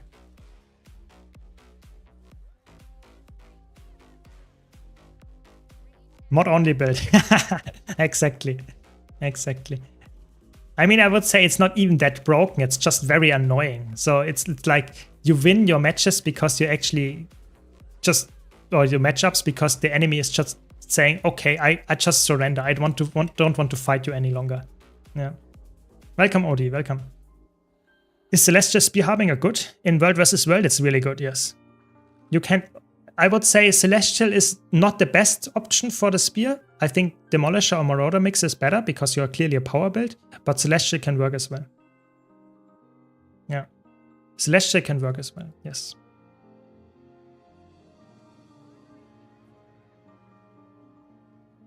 But I feel like Engineer especially has some really obnoxious builds in World vs. World. I don't want to promote any of them. And it's actually, I don't like to fight Engineers because most of them nowadays actually use this broken tech to actually just abuse the enemy and just say, nah, you don't have to get fun. And that's why roaming right now, I don't actually roam a lot on stream anymore because I feel like most of the time I'm running around, nothing is happening. And then when there is something happening, I fight an obnoxious build that takes for 10 minutes or something. And I feel like both of those gameplay styles are not really fun to watch. At least it's not fun for me to play, which is obviously also not a good thing. Yeah. It's too late, Simmer. We already lost. Oh no. Can't save you anymore, I guess. Have Have you already made that secondary channel, the one where you make other games content? Or was it just an idea? I mean, the thing is, I would really like to do that. I actually would really like to do that. And I thought about it a lot. If you would, as a, let's say, viewer on my channel, would you watch my content if I did other games as well? Maybe on the second channel, maybe on a first channel. I currently don't have that. Would you watch it as well? Because if you wouldn't watch it, then I think, who would I make the content for? I'm not sure. And currently, I'm not sure what you think what I'm doing, but I work a lot on my YouTube videos, but I also have another job, so I can't make 2 YouTube channels that have a lot of content on there. It's just I don't have that much time.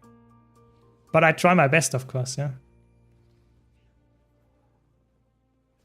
You can try it on stream first, maybe? Yeah, I guess. I mean, what kind of content would you be interested? You know, of course, it would be something that I would like to play. So, but the thing is, I'm a very, I would say, very experienced player in Guild Wars 2. When it comes to other games, I'm not even close to being as experienced.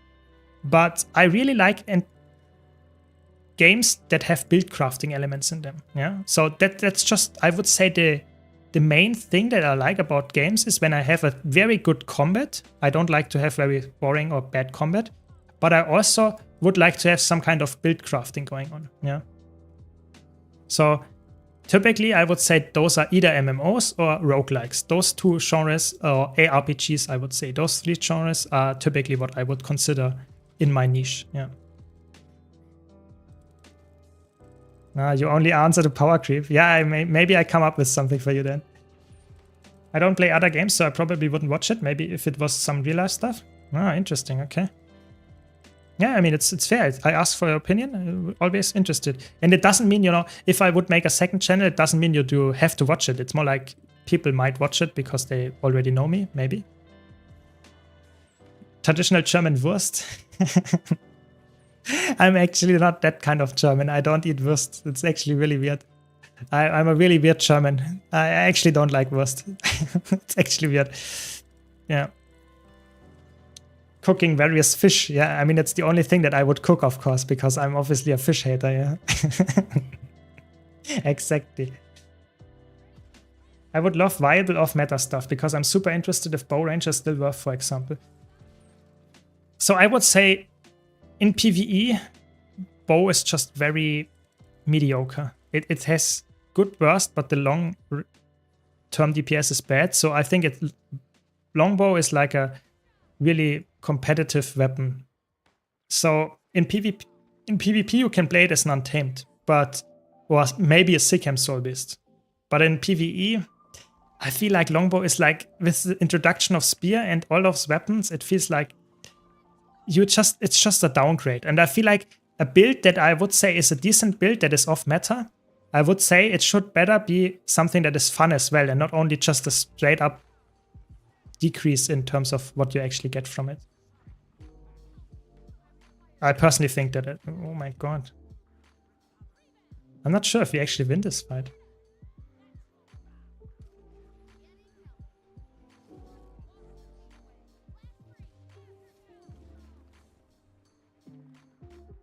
I guess not.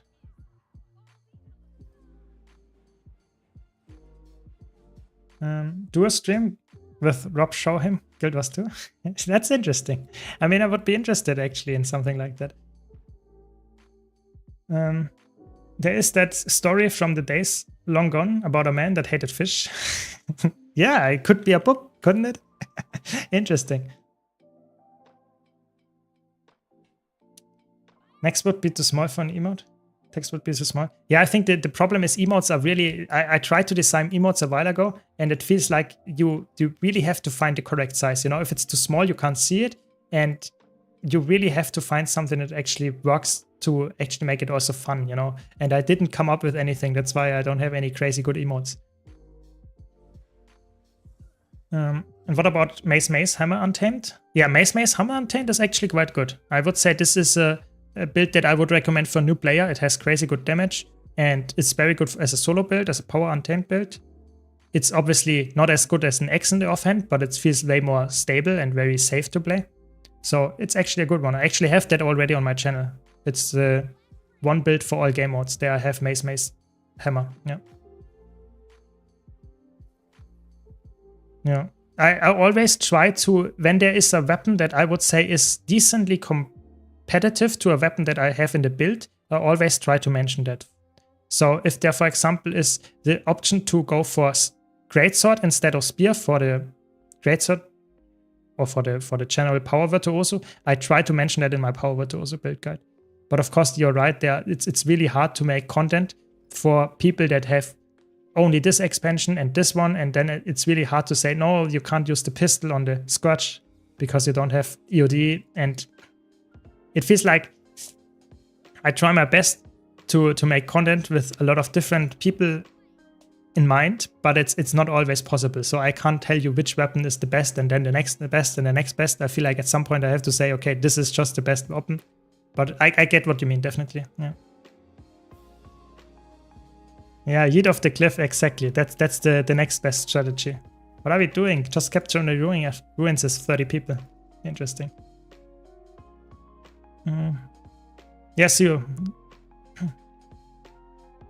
I think the weapon professions videos are really fun. I like to make them, and I'm now almost through with all of them, and I will continue. Slight teaser here. I will continue after I completed the warrior and ranger one with going over the trade lines. So not only about the weapons, but I will now talk about the trade lines, how I think the trade lines work, when it makes sense to use which trades are bad. Maybe I don't know how many I can fit in one video, because I think I can't fit all the elite specs and the 5 core trade lines. Maybe I have to cut it in 2 videos, maybe even 3, I don't know. But that will be definitely a really nice one. Yeah, Ranger is coming up soon. I already have it recorded, and Warrior will be the next after that. Yeah, so only those 2 are missing.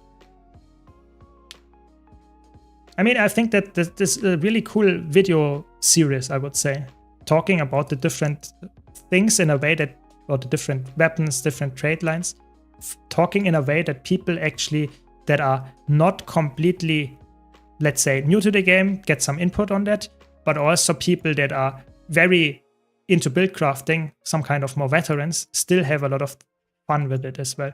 I think that's a really cool combination for sure. Nice. We spawned in a Chuck Garant meta. That's what we like.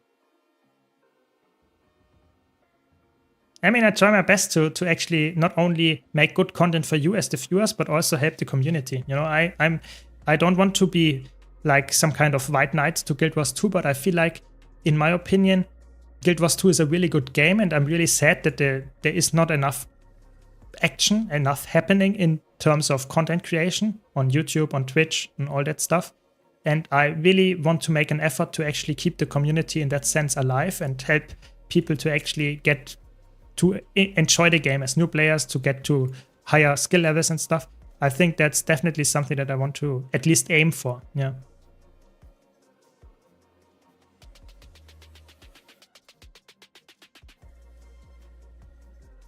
Yeah, the idea was really good, and I have to be honest, it wasn't even my idea.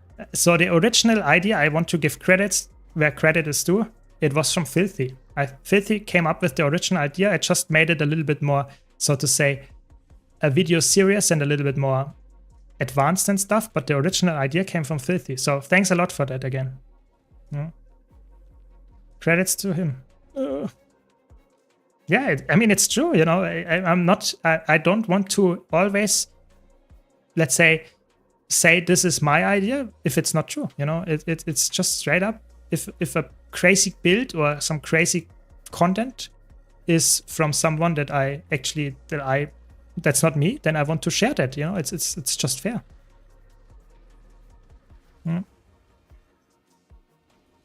That's an amazing trait to also listen to feedback and take it into account. Yeah, I try to do. You know, I think it's always, I'm a person, I really like to listen to people that have feedback. And I would say in 80 to 90% of the cases, that's a really good trait to listen to other people's feedbacks, because then you will improve over time. But sometimes, especially on YouTube, there are some comments that are just incorrect and have some kind of feedback that might be true for them, but for 90% of the viewers, it's actually not true. And it's actually hard to find out which comments are actually really good feedback, really feedback that I should implement, and which feedback is actually just toxic or not really helping my channel. So I really have to make some kind of decision when it's good and when not.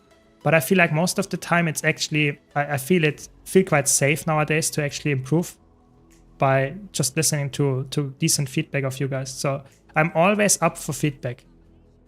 Doesn't matter how you think it actually sounds. If you mean it nicely, I'm actually very happy to listen to it. I just don't want someone in my YouTube comments, in my Twitch chat that says, this is shit what you are doing, and doesn't explain why. You know, you can say my content is shit, but please tell me why. This is the important part. I want to see why you think it is like this, because then I might improve. If you just tell me it's bad for no reason, then I can't get better. Yeah, might seem like a stupid thing to say to some people, that I want to hear people saying it's shit, but I actually think it's better if someone tells me why it's bad and that it's bad than just saying it's very good, because then I don't actually know what is actually why it's good. Yeah, hope that makes sense.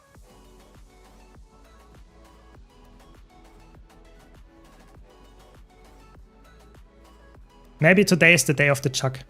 Maybe I get like Snowdrop. Didn't you get some kind of Kanur infusion, 2k gold or something last week? Hopefully this time it's my turn and get some chuck egg. Yeah, chuck egg sack. Today is the day, you know. Typical gambling style. You know, 99% of the gamblers quit before they win big. So I just keep continuing back to this boss and want to get my chuck infusion. Yeah. Nice, we're on the same map. Very good. Oh. Yeah, good luck to you as well. Maybe we both get one. The donut got me. So sad. I was doing so well on my DPS. There we go.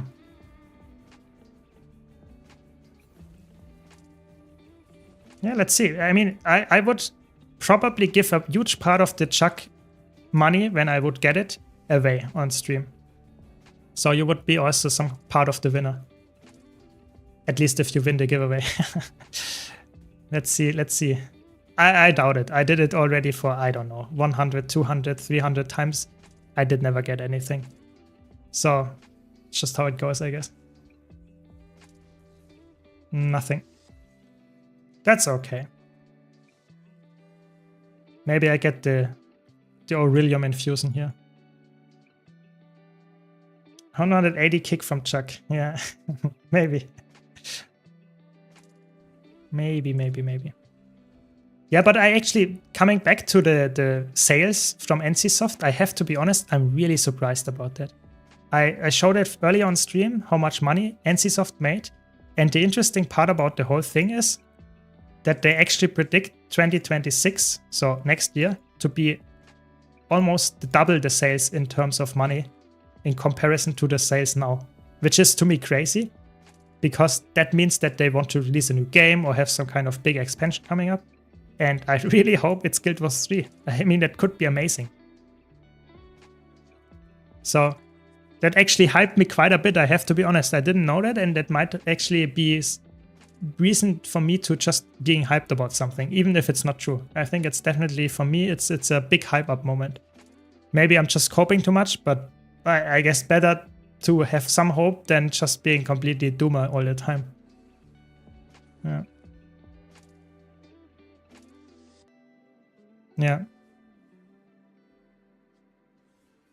Yeah, I mean, to be honest, let's really imagine Guild Wars 3 will be on mobile. If it's a well-done game, I will still be sad, but I would probably try it out if it's a well-done game, you know?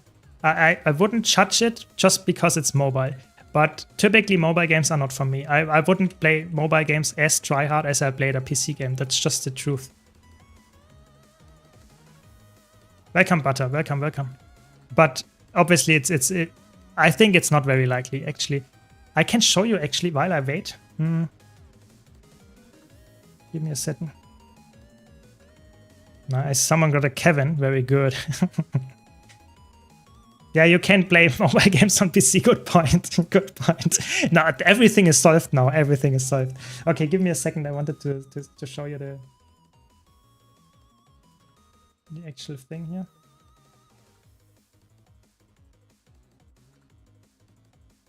So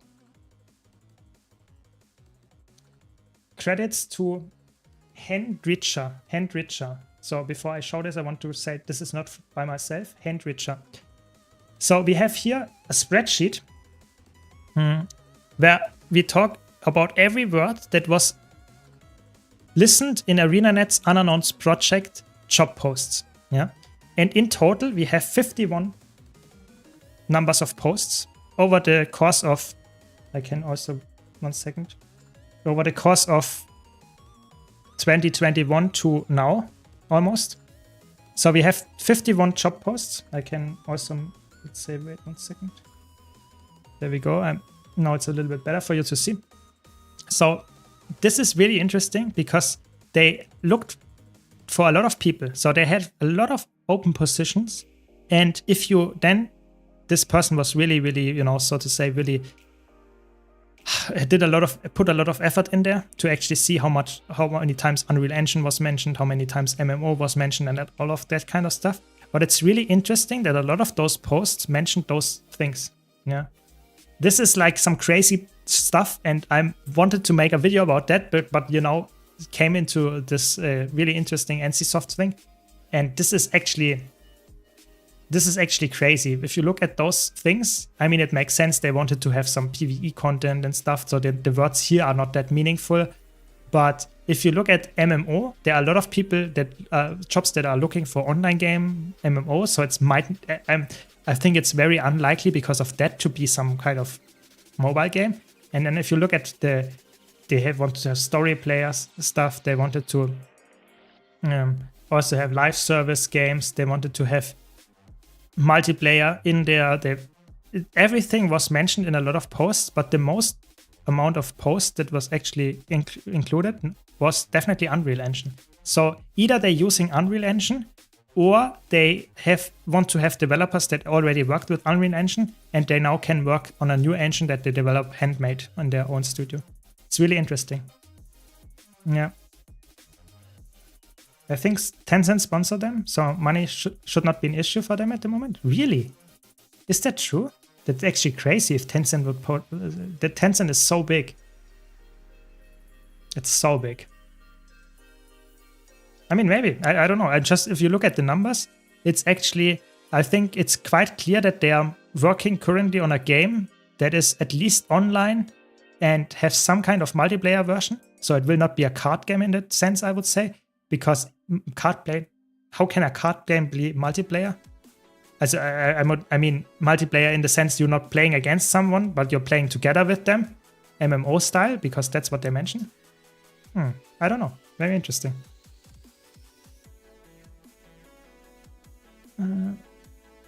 There we go. I'm back. So it's all clear. Guild Wars 3 is Tekken tech tournament in the world of Tyro using all the classes and specs we know. I mean, for me it's not clear, but maybe you have some more information there. I guess. Maybe gacha game vibes, aka a phone game that you can play on PC or vice versa, based on your perspective, I guess. Could be. I mean, that would obviously bring a lot of money, in my opinion, but I'm not sure if Arena is really capable of doing that. It's not like a very easy transition from an MMO to making a gacha game. It's like, I would say it's completely different for the most part. It's like, I don't know, maybe you're right. If it's well done, maybe I would even play it, but I really hope it's actually some kind of ARPG MMO style game. It's way better. I don't know. Yeah, Tencent have a lot of shares, I know that, but did they really sponsor ArenaNet? That would be very interesting. I have not heard of that about right now. Yeah. Very interesting. I mean, like I said, I personally just hope if they are currently working on something big, which I think is, I don't know, 99% sure that they are doing right now. I really hope that they will announce it somewhat soon, because then I will be hyped up about it, quite surely. And I just hope it's a good thing that I would play. That's my only hope. Yeah. If ANET could make MMO, they can make gacha MMO too. I guess they could. Yeah, definitely. The PC on the phone part is definitely, I think that's, if you can make a game that is not only usable or playable on console, like on PS5 and Xbox, but also playable on a phone to some extent, that would be crazy. That if you make a game that is actually good, very good on a PC, but also playable on a phone, I think the sales of that game are actually crazy. I think you can make so much money with that. Yeah. I don't imagine something as big as Guild Wars 3 being announced anywhere other than E3 or another major gaming convention. Yeah, that is probably true. They will not announce it at some kind of random event. But I could imagine that they give us a teaser at the end of the next expansion. So I personally have my hot take, or maybe it's not a hot take because other people in the community have the same take, but I think the next expansion, so not this current expansion, Tantia Wilds, but the next expansion, I think this one will be the last. So expansion 6 will be the last expansion in Guild Wars 2. After that, we will have, so to say, a maintenance mode timeline. And that's about it. Yeah, that's my take on that. And they could, at the end of expansion 6, they could drop the teaser to, or trailer of something, like they did with Heart of Thorns at the end of, I think it was the storyline of season 2. They dropped the Heart of Thorns teaser. Yeah, could be. New project is just Guild Wars 2 in Unreal Engine 5, and while you're sitting in Tangled Depths after the meta, a new NPC will spawn and project ads during downtime on the wall, and you can ecto-gamble with your credit card. I mean, I'm not joking. Some people we had in the chat were actually really hoping for something like that. Not the second part, but the first part, that we just get a major engine overhaul of Guild Wars 2. I think that's not, if it's possible, I think it's not very likely, because the amount of effort that you put in without getting actually a lot of return of investment, in my opinion, instantly at least, is not worth it. It's just my take. I think the amount of players that would actually heavily spend because of that is too low to actually make it worth it. If you make a new game, everyone that wants to play the game would have to buy it. So they make a huge amount of money when it comes out. If you just make some kind of rework, yes, some people will come back to the game and spend money, but the big majority would not go crazy and spend 100s of euro or dollar. It's very unlikely. Tencent has not acquired ArenaNet, nor has it directly invested in the company. However, Tencent holds a significant stake in NCSoft, which allows it to exert indirect influence over ArenaNet. Yeah, that makes sense. I think almost every gaming company has some kind of influence of Tencent, because it's really, really big, which is not necessarily a bad thing. I would actually say they have some kind of good influences as well, but if it's obviously some kind against China, then it's a little bit different, because obviously that's where they are sitting and they can't really give you any contra there. But for the most part, I'm not that. I think NCSoft, I would say, is a problem for ArenaNet. If ArenaNet would have another publisher or would be without a publisher, I think they might have better time, because NCSoft was not always very smart, or to be honest, most of the time NCSoft completely fucked up the games they published. That's my hot take, but I think that's just how it is. And I think Guild Wars 2 is just the saving grace for them in the West. It's just the truth. Yeah. But of course, they actually made us counter in that sense. That's true. They forced ArenaNet to do EOD. I guess that's a good thing for us Guild Wars 2 players. Maybe. Yeah. But I feel like overall it would probably be better to not have NCSoft as the publisher for Guild Wars 2, I guess. Yeah. NCSoft only cares about churning out a few months of microtransactions, then moving on to a new project. Yeah, exactly. I feel like that's never a good thing for the customers. It feels like the games are about to die already. They are dead on release, dead on arrival, I would say. Yeah, I'm with you there, Emily. I think it's not a very healthy company and customer relationship. I don't like it. But I think ArenaNet did a pretty good job to make it still a very good game. I think Guild Wars 2 doesn't have the microtransaction madness that other games of NCSoft has, at least in my opinion. Yeah. I really hope that the expansions and the new stuff that comes out in Guild Wars 2 and maybe even the new game will have the same non-influence of those toxic customer services. Yeah. It's a very Eastern mentality to gaming. They develop games, push hype, cash in on a few months of income, then push on a new project. Yeah, for us, people of the West, it's definitely some kind of cross thing. Yeah, I would agree totally. But I think for the Eastern companies, they actually are quite often like that. They really, in Asia, it's way more common to have people that really cash really hard into a game. Pay to win is not really, they don't frown upon that. I think a lot of games, they are actually only really good if you have some kind of pay to win in them, at least in their eyes, which is really weird for a Western player. But of course, that doesn't mean we want to have that in our games, you know, just because it works for them doesn't mean we have to do it for us as well. So yeah, I hope they will adjust that, and maybe Guild Wars 3 will work in the Eastern world as well. That would be good. But I think we should at least get a very customer-friendly game. That's the only thing that I want. A really good game that is somewhat decently, you know. I wouldn't say it should have no microtransactions. That's too unrealistic in my opinion, but it should not be pay to win. That much I really, really want to stress here. But of course, that's just my take. Maybe some people would say the best thing to happen for Guild Wars 3 would be a subscription fee. Maybe people say it should be buy to play without any microtransaction, but those people are probably a little bit delusional. That's not gonna happen in my opinion in the current gaming world. I don't know, we will see. I think it will be fine because the game industry suffers at the moment a lot. Yeah, I guess that's true. Maybe we just need a really big hype new game like Guild Wars 3 to come out, and the gaming industry, at least the gamers that enjoy MMOs or some kind of RPGs, will probably have some kind of hype back in the gaming industry. But maybe it's not true. Maybe that's not the case. I don't know. I'm too little involved in that if the gaming industry is actually not doing well. Because I'm just a player, you know. I don't know how much money they currently make. I can't tell you. Many competitive games without free-to-play, pay-to-win are huge in the East as well.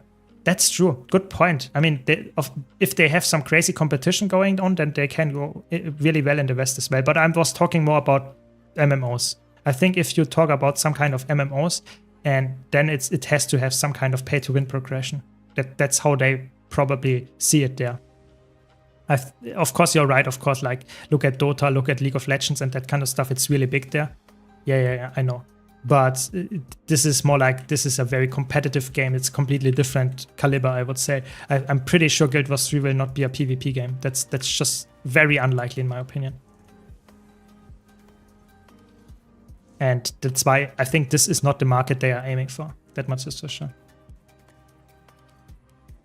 I think slowly but surely people will go for quality, especially if they want to make all games like 90 plus euro. Yeah, it's actually crazy how much the money is now currently. I just looked, you know, Switch 2 comes out in the beginning of June and you have to pay 90 euro or 80 euro or something for Mario Kart. It's actually crazy, you know. It's like you have to buy the console and to get the game for so much money. It's actually crazy. If you compare it to Guild Wars 2, you get the whole thing for, let's say, under 100 euro and you can play 10 years with it. It's actually insane. It's the difference is crazy. Yeah.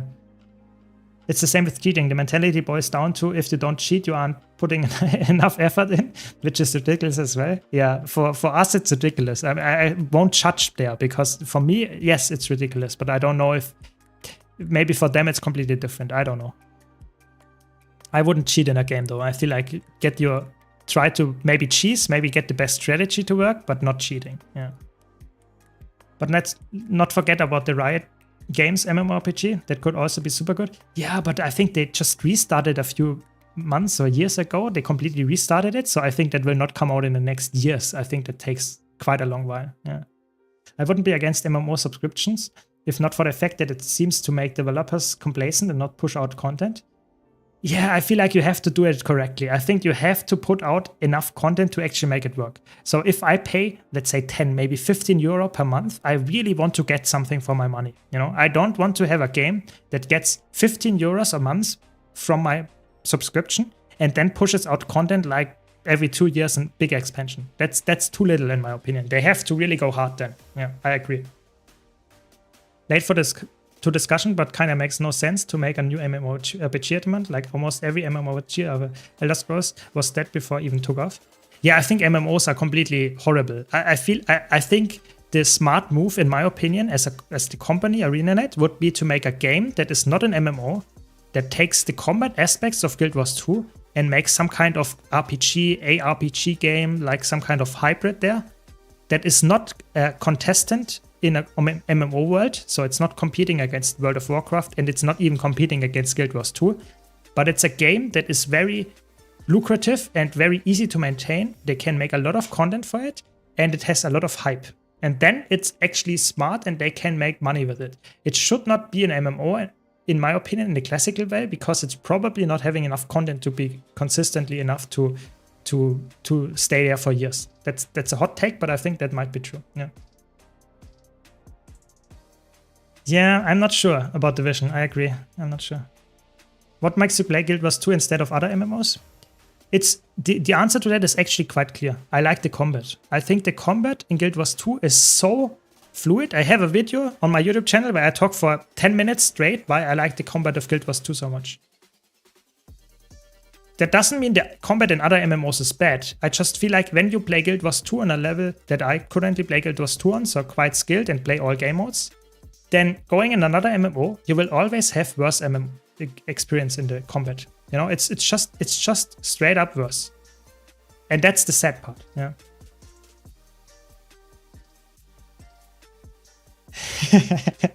MMOs are completely horrible, summer 2025. Not out of context. Says the guy that plays Guild Wars 2 for 12 years or something. Yeah, exactly. Yeah. Is streaming your main shop? No, not at all. It's my hobby.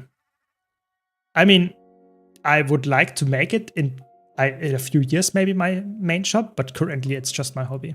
Yeah. YouTube and streaming, yeah.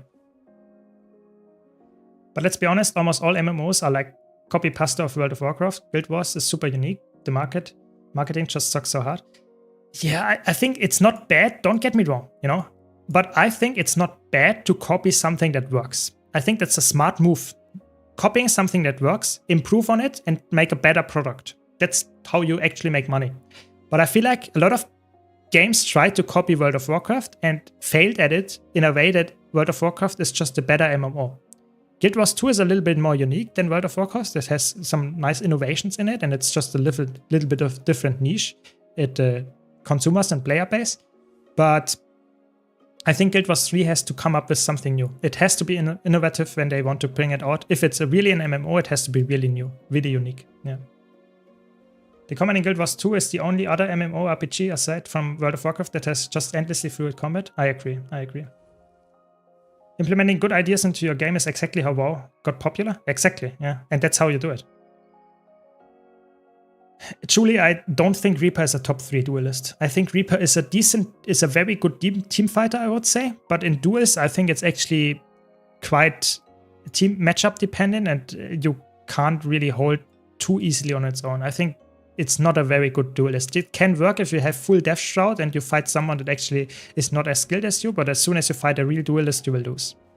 Sadly. Yeah. So that's the answer there, sadly. It's a team fighter. It's really good in team fighting, but it's not broken in dueling. Yes, but the improvement part always is missing at the copy-paste section. Yeah, definitely. That's the problem. If you copy something without improvement, it's just a dead on arrival product. You know, you have to copy something, make it better, make it way better even, and then you win big. You know, that's how you do it. But if you can't do that, you're wasting your time. And that's what happened to almost any MMO that released after World of Warcraft and tried to copy it at least. Yeah. I love Guild Wars lore, been playing since Guild Wars 1 Prophecies. I mean, Guild Wars has decent lore, especially Guild Wars 1, I would say. But I'm not a lore nerd, so I can't tell you about all of that stuff. I'm more about gameplay and features and that kind of stuff. But if the lore is good, I'm happy about it, but I'm not like someone that actually knows every single character and can tell you the backstory of them. Yeah. Do you know how to counter Mirage? So I actually have a video about how to counter Mirage. So I can send you the link. Give me a second. It's about Messman channel, but it talks a lot about Mirage. So you can actually, there's the link. Just check it out. It's actually, I try to showcase what I mean and how to play against it and stuff. It's actually I'm quite happy with that one. I think it should help you. Yeah. Also, a big part of Guild Wars 2 is the wiki. Compared to other games, it's absurdly good and well maintained. Yeah, I think the wiki carries the game. You know, if you look at just the feature that you can type /wiki and then, for example, I don't know, Obsidian Shard or something and link it, and the wiki will open and you will see the Obsidian Shard page there. It's actually insane. The integration in the wiki and the game and the wiki itself being so brokenly good, it's crazy. It's definitely really, really good. This game wiki and the OSRS wikis are fire. Yeah, that's true. Yeah. More companies need to move away from things like Wowhead and use wikis. Yeah, I think if you make like a new game and it doesn't, let's say if ArenaNet makes a new game and they don't have a wiki that good as the Guild Wars 2 wiki, then I'm sad, because the new game should have the same quality in the wiki, or maybe even improve on other things as well, then the game can work. But if you tune down stuff like the wiki, like the combat and stuff, even if it's not an MMO, I feel like the game is already not that good. I think they should really take the really good selling points of Guild Wars 2 and transfer it to the new game. Whatever it is. I'm not even saying it's a Guild Wars 3. I'm just saying the good things about Guild Wars 2 should be transferred into the new game. Definitely. How would you entice new players who found Guild Wars 2 to be boring to stick with it? I have friends that tried to run around and do map completion leveling during their free trial and stop pretty quickly.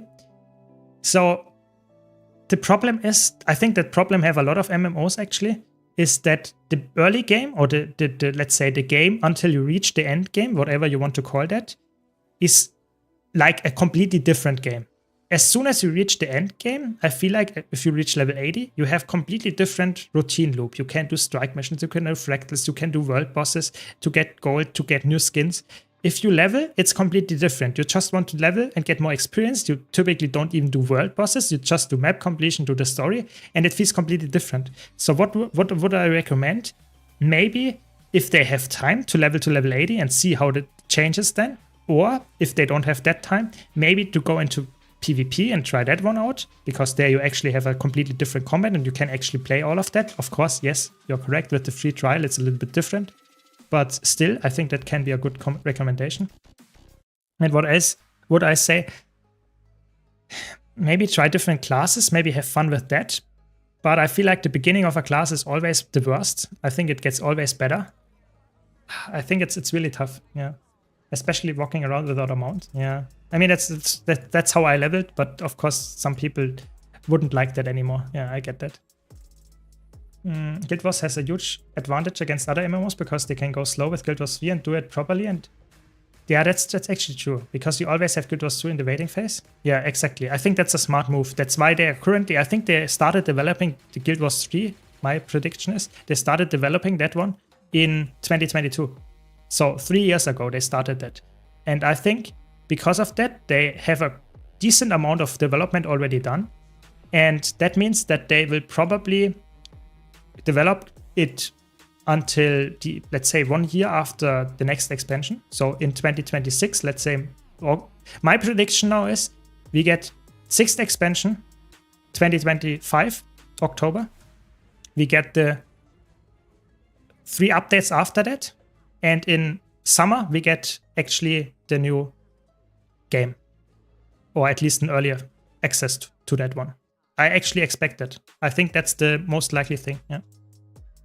Do you think reverting the World vs. World rework is a good idea? I feel like PUX groups are dying.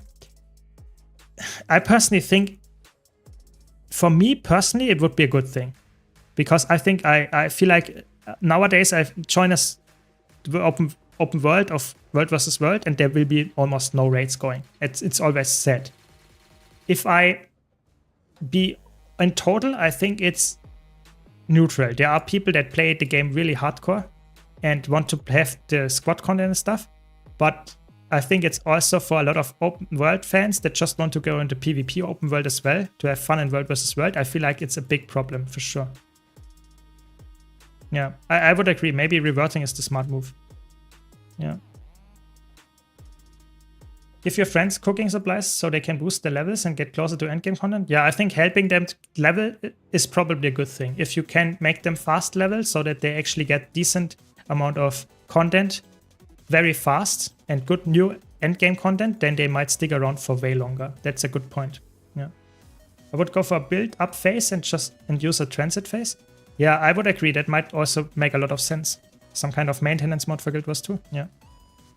The early game isn't interesting enough, and at level 80 you will be giga lost due to the nature of how content is presented. Also, the achievement panel is overloaded. Yeah, I think they should do some kind of leading achievement so that you get some kind, do this first to try it out, do fractals, try it out, get some really good gold boost, get the first part of a legendary or something. Then you do some world versus world to get something. Then you go into raids and strike missions to do something. I think that would be really good if you had some kind of quest line that you have to do after level 80 that gives you a lot of stuff, maybe even half a legendary if you complete it, so that you stick to the game and think, oh my god, I already got some gold for the legendary. Now I can easily go to and do farm more gold and get the first legendary done. I think that would be really amazing.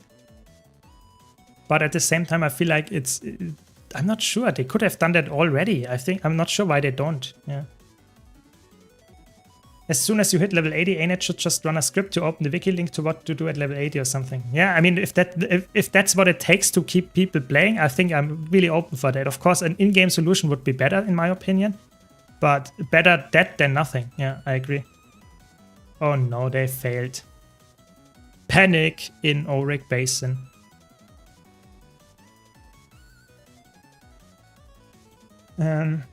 The onboarding experience is really bad. Yeah, I feel like that's a problem of all the MMOs. I have to be honest. I feel like all the MMOs have a problem with that. But I feel like Guild Wars 2 does a particularly bad job on that. It's like you level to level 80, and then you think, oh, everything changes, but you don't know how it actually changes. It's actually insane in that sense. Yeah. Can we do it in 16 seconds, 14 seconds, 13 seconds? Yeah, we can easily do it. Yeah, I feel like it's definitely, they have to rework the experience, how to get into new content. I think just doing that would get more people into the game, because a lot of people played the game and quit because they didn't enjoy the game, because they didn't even get to end game. So I think if you have more people converting from early game into end game and sticking with the game, that would be amazing. And if it's just some kind of quest line that gives you, not new content, just a quest line that actually gives you some kind of direction where to go, that would be amazing for sure. Yeah, exactly. Picnic at Auric Basin. Yeah. So I can give them cooking supplies to level their class. Exactly. Yeah, you can just, it's like crafting and crafting professions, especially cooking. You can just send them some supplies. They level their character by doing that. And that doesn't bring them to level 80. I think you get 10 levels or something, maybe a little bit more, depending on how many boosters they use, by leveling one thing to level 400. But you can actually, if you level all of them, you actually get crazy amount of experience, and you can level them to a high level. Yeah, and you don't have to actually run the map completion, and they can actually slowly learn the class anyway. Yeah.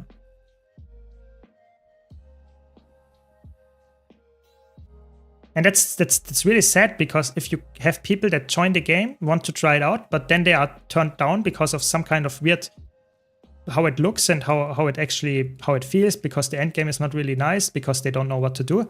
That's sad, because there are potential customers that might enjoy the game, but they didn't get to see the part that they might enjoy.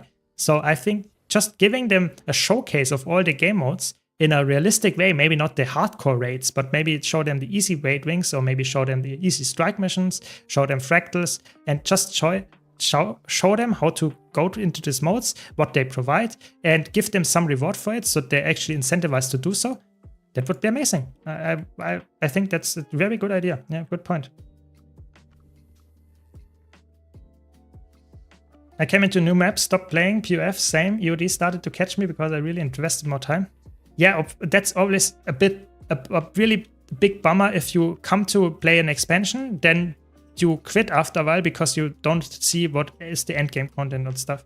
So I think especially when a new expansion comes out, you should really include old stuff as well, so that people not only play the expansion maps but also go back to other maps and do fractals, for example, or strike missions or raids that are also from older things. But also world bosses, like this is what I'm doing, Auric Basin, people still do it every day even though it has been out since 2016. So yeah, I think it's definitely a good thing if you would include something like that, for sure. Because you can see, I mean, we have people in chat that actually quit because they didn't know it. So it's not like something that is happening in a niche scenario. No, this is happening actually very regularly. Yeah. But I hate it if you have to investigate online to understand stuff. Yeah, I think that's not good. That's true. But I think the first step to actually keep people playing is to show the different stuff. The explaining stuff comes after that. You should have some clear tutorials for all the game modes as well. But if you showcase the game modes, that's the first part. Of course, it would be even better if they would also introduce some kind of training where you can see, fractals work like that, and you can level your agony infusions and stuff like that. This is obviously very important for new players, but it's better to have them introduced to fractals than not having them introduced at all. Yeah. As a learning player, PvP and World vs. World is difficult. Yeah, I have 2 videos regarding each of those, regarding how to actually get into game modes. So maybe you can just check them out. That helps you. But of course, that should be something in the game. I agree. Yeah. Especially PvP and World vs. World, because they are inherently difficult because you play against other players. It should be easier to actually understand, or at least get into, so that we have more players actually playing it, because the development time of those game modes is actually quite low. Low effort, low maintenance. Yeah. I love my Berserker. Great sword XX, but I feel squishy in a 1-on-1 and trying to solo champions. I really love my warrior and being melee. Any ideas? I don't mind going from 30k DPS to 20k if it makes my build thick. So I think I have an XX solo Berserker build, but I think greatsword is just not as good. That's the sad part there. I think they have to buff greatsword. That's the problem. I think greatsword is really lackluster, sadly. So yeah, maybe we can get that in the future. But I feel like I can't give you a build that actually works right now, because it's currently, sadly, there is just none that is actually really good, I would say. Learning rate sucks. I will never find a learn group for Wing 5. Yeah, it's true. It's really bad, sadly. Maybe you have to go to some Discord and you will find groups there, and raid training Discord and stuff. It's easier. Also, I don't know how I feel about Old Line's COD being the only core strike apart from Free Season and Winter's Day. It's barely even played most days. It's far too hard for most people, casual people. Yeah, I think that's a big problem, that one of the harder strike missions for casuals is actually the one that is actually the, so to say, easy, or the introduction to the strike missions, because that makes them seem way harder than they actually are. I think they should make some kind of maybe the golem on how's it called, Icewood Saga golem, Shiver Peaks past this one. Maybe this one should be core as well, just so that you actually have people seeing how actually the classical strike mission is more like, and not like a very try hard tank based mechanic, which is not very typical. Yeah. With Wing 1 to Wing 4, I was lucky because the guild offers like teaching runs. Yeah, I mean, Wing 5 to Wing 7 are a little bit harder. I think Wing 5 and Wing 6 particular. I think Wing 7 is actually not that hard. Maybe I will do a raid training soon and you can join, especially Wing 7. I think it's actually quite possible to actually do a fully raid training. It's unfortunate because the game is meant to be played as it came out. This came out, everyone was the end game and the content was understandable. Now it's just walk into 13 years of content. Yeah, I think that's a big problem, of course. That's a big problem, of course. Because the problem is that if you have a game that is really big, you have a lot of content and people like that. But if you go into a game as a new player that has a lot of content, you might like that, but it will also lead to you being very, I would say, I don't know, you might be absolutely confused by the amount of sheer big amount of content and different stuff you could do. And both of those things can be good and bad. But the problem is, if you have a new game like a Guild Wars 3 coming out, you will not have new content, or not a lot of that, because you just don't have that much time that they developed the game already. So there will be people that say, oh, I already played through the content after a few weeks. Yeah. And that's also bad. So it's always like, I don't know. I feel like it feels bad. Yeah.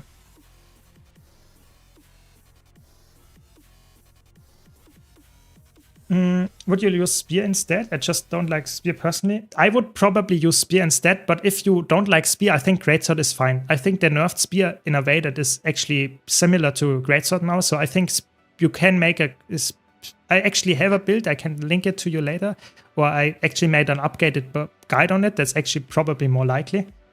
A power Berserker build. And I think Greatsword XX is actually a good one. Is it a bugged map? I think it's a bugged map. Yeah, Warrior Greatsword 2 is definitely a skill that they have to rework for sure. Yeah, I think it's bugged. Not sure.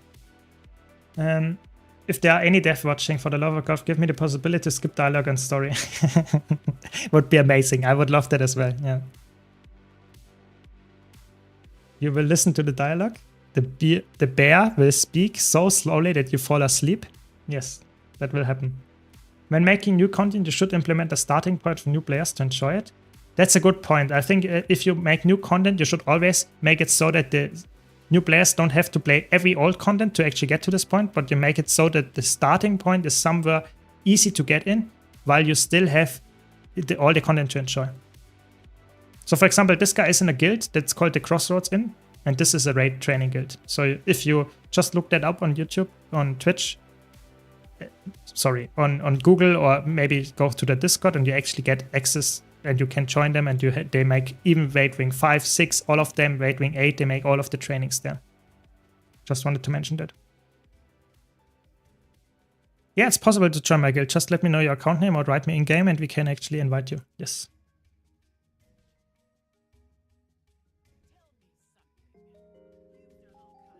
Sadly, it's bugged map. Too bad. And when is Drakar spawning? I think it's not up yet. Is it? Let's see. If Drakar is up, I will do Drakar. But if it takes forever to actually go get in, then maybe not. Where is it? Bureau matches. My in-game name is this one.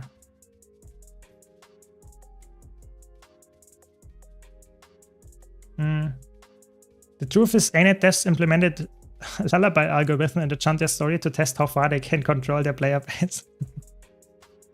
Yeah, looks good. Looks good.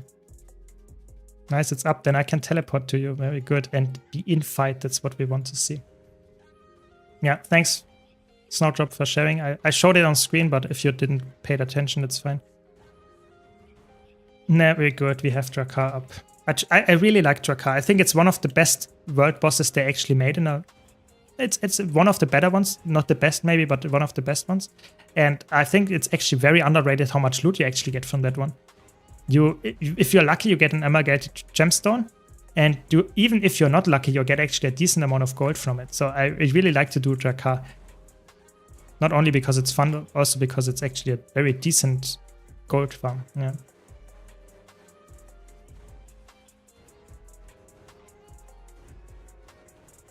And for me, of course, as a hoarder of Itrite ingots, it's actually a very good place as well. And Eternal Ice Shards. The Eternal Hoarding. Yeah.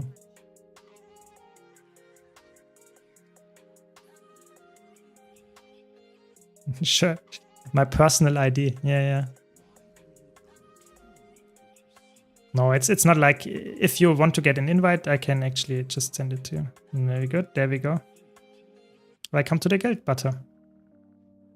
Fire Elemental is the best. You can press all buttons. All of them will cast in a few minutes. Yeah, I mean, everyone has a different opinion on that. You know, some people might say it's Fire Elemental. I personally think Fire Elemental is not in my top 10. I think the rework Fire Elemental is not that good, to be honest. I think the best reworked one is probably... Oh, come on. I didn't have a telegraph. That's mean. the best reworked one is probably the Jungle Worm. I personally think the Jungle Worm is a really good one.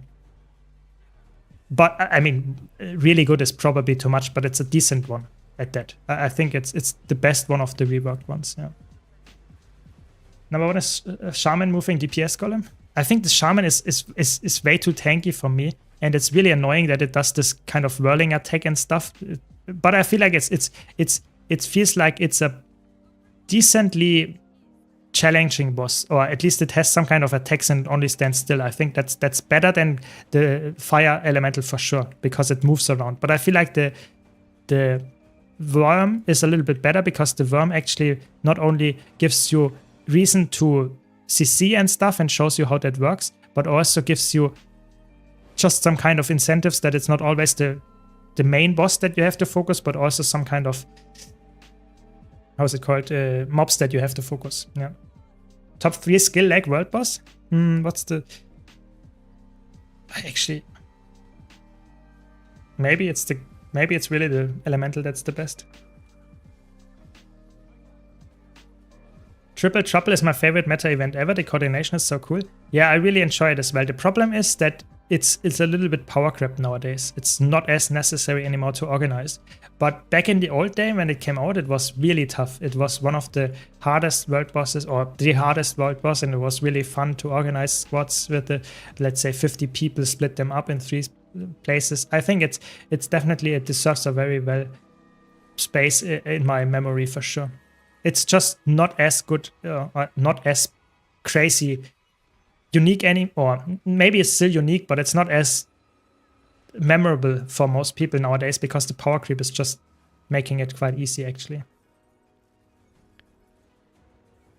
I have a ton, and by a ton I mean really 3 or 4 alt characters of Pure Eisters. Still worth it to change into common volatile magic? Yeah, for sure it's worth it. I also have 2 characters full of that, and I might do that just to give the gold away again. Yeah, I think it's definitely a very good gold farm. I think I personally might keep them, because I can also convert them into Eldred ingots, which is the thing that I need for my more slots, more back slots. I just for whatever reason want to get more back slots. But yeah, I feel like the best way to actually use them is to convert them into volatile magic and just get some more T6 materials and just get some more money out of that. Yeah, you're right there. Or you can also, of course, gamble and get the amulets like Snowdrop Masons, but I would not recommend gambling, because I always make just lose money from that. But of course, if you're lucky, you could make more money from that, sure. Back chunky. Yeah, I mean, that's one of the things that people always say about me. I'm not sure if that's true, but maybe.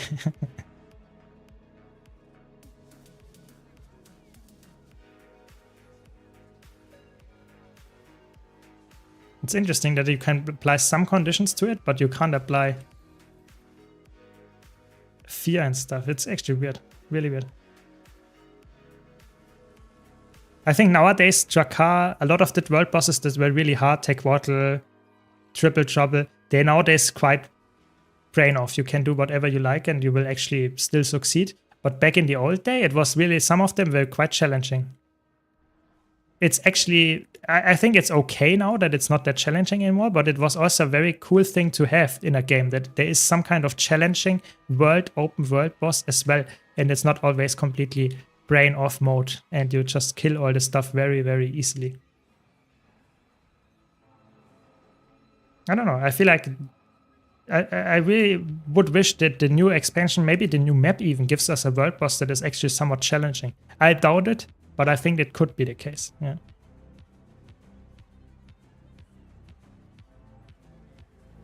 The one at Nios is so broken. 2 of 3 fail for me. Yeah, I really dislike the Sakiros one. I feel like the Epoch meta is horrible.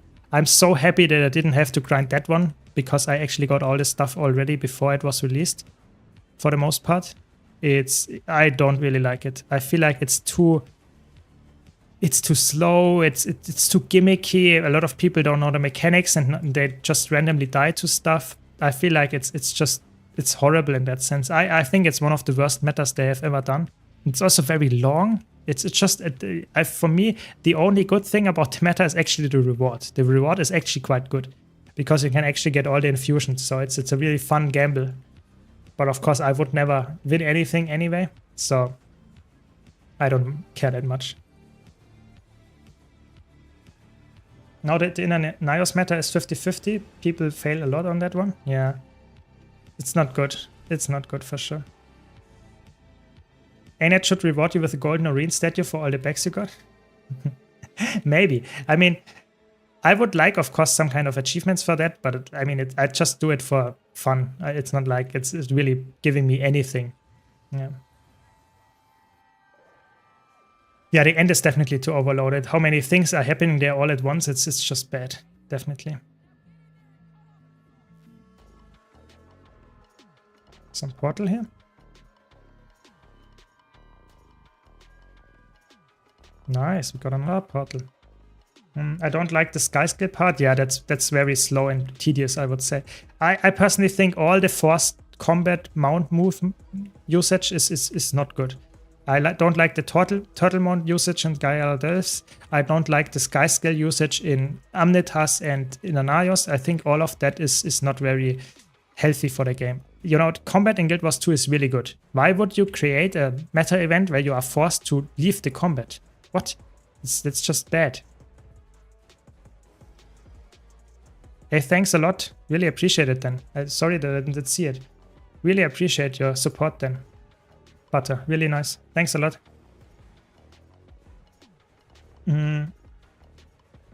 Back Chunky Fish Hater Fractal Group Trash Hawker Chrono Gamer. And in Guild Wars 2 I'm also a tax evasion is the thing how I make my money. Spamming some kind of weird memes that are not actually true. Yeah. I would say I'm not toxic. Please don't believe that if you're new to the chat. I would say I try to be always very positive about not only the game but also about the players. I try my best to actually not only be positive but also help players. So this is the only thing that I really want to mention here. All the other things is obviously also jokes and memes, but this one is the most important one that I want to mention here. Do you really think a combination of Demolisher and Marauder would be good on XX Berserker? I just think, don't really like it being a class cannon. I would probably, instead of Demolisher, I would probably go for some commander pieces, because then you can actually get some kind of duration in there. But if you like Demolisher better, go for Demolisher, yeah. Yeah, he's toxic against fish. Maybe you're right there. Maybe I'm toxic against those. Yeah, Diviner, yeah, that's a good point. I think Diviner might be the better option. Picking some Diviner pieces for the boon duration and picking some Marauder Demolisher, whatever you like better, to get some toughness and some just overall sustain or defense. So I would go for a quickness Berserker, so the quickness traits, like a quickness raiding Berserker, put on some pieces that give you some defense, like vitality toughness pieces, and some diviner pieces to actually keep up the quickness and the might. That's the most important part, might and fury, that those two are up on a power build. You should always have that, and then you will be good. I think that's, and of course Sakiro's relic for the sustain, and then I think you have a very good solo build. Yeah, and I think that's also enough of today's stream. So thanks for all your nice conversations, nice topics. And yeah, thanks a lot. I hope you enjoyed the stream. Thanks for all the follows, for the support. Really appreciate it. And have a nice night, nice day if you're in America. And see you. Have a nice rest of the week. See you on Saturday, I guess. And yeah, thanks a lot for watching. Be sure to check out my YouTube channel if you haven't already for some nice Guild Wars 2 content there as well. Daily content, actually. And see you around. See you around, guys.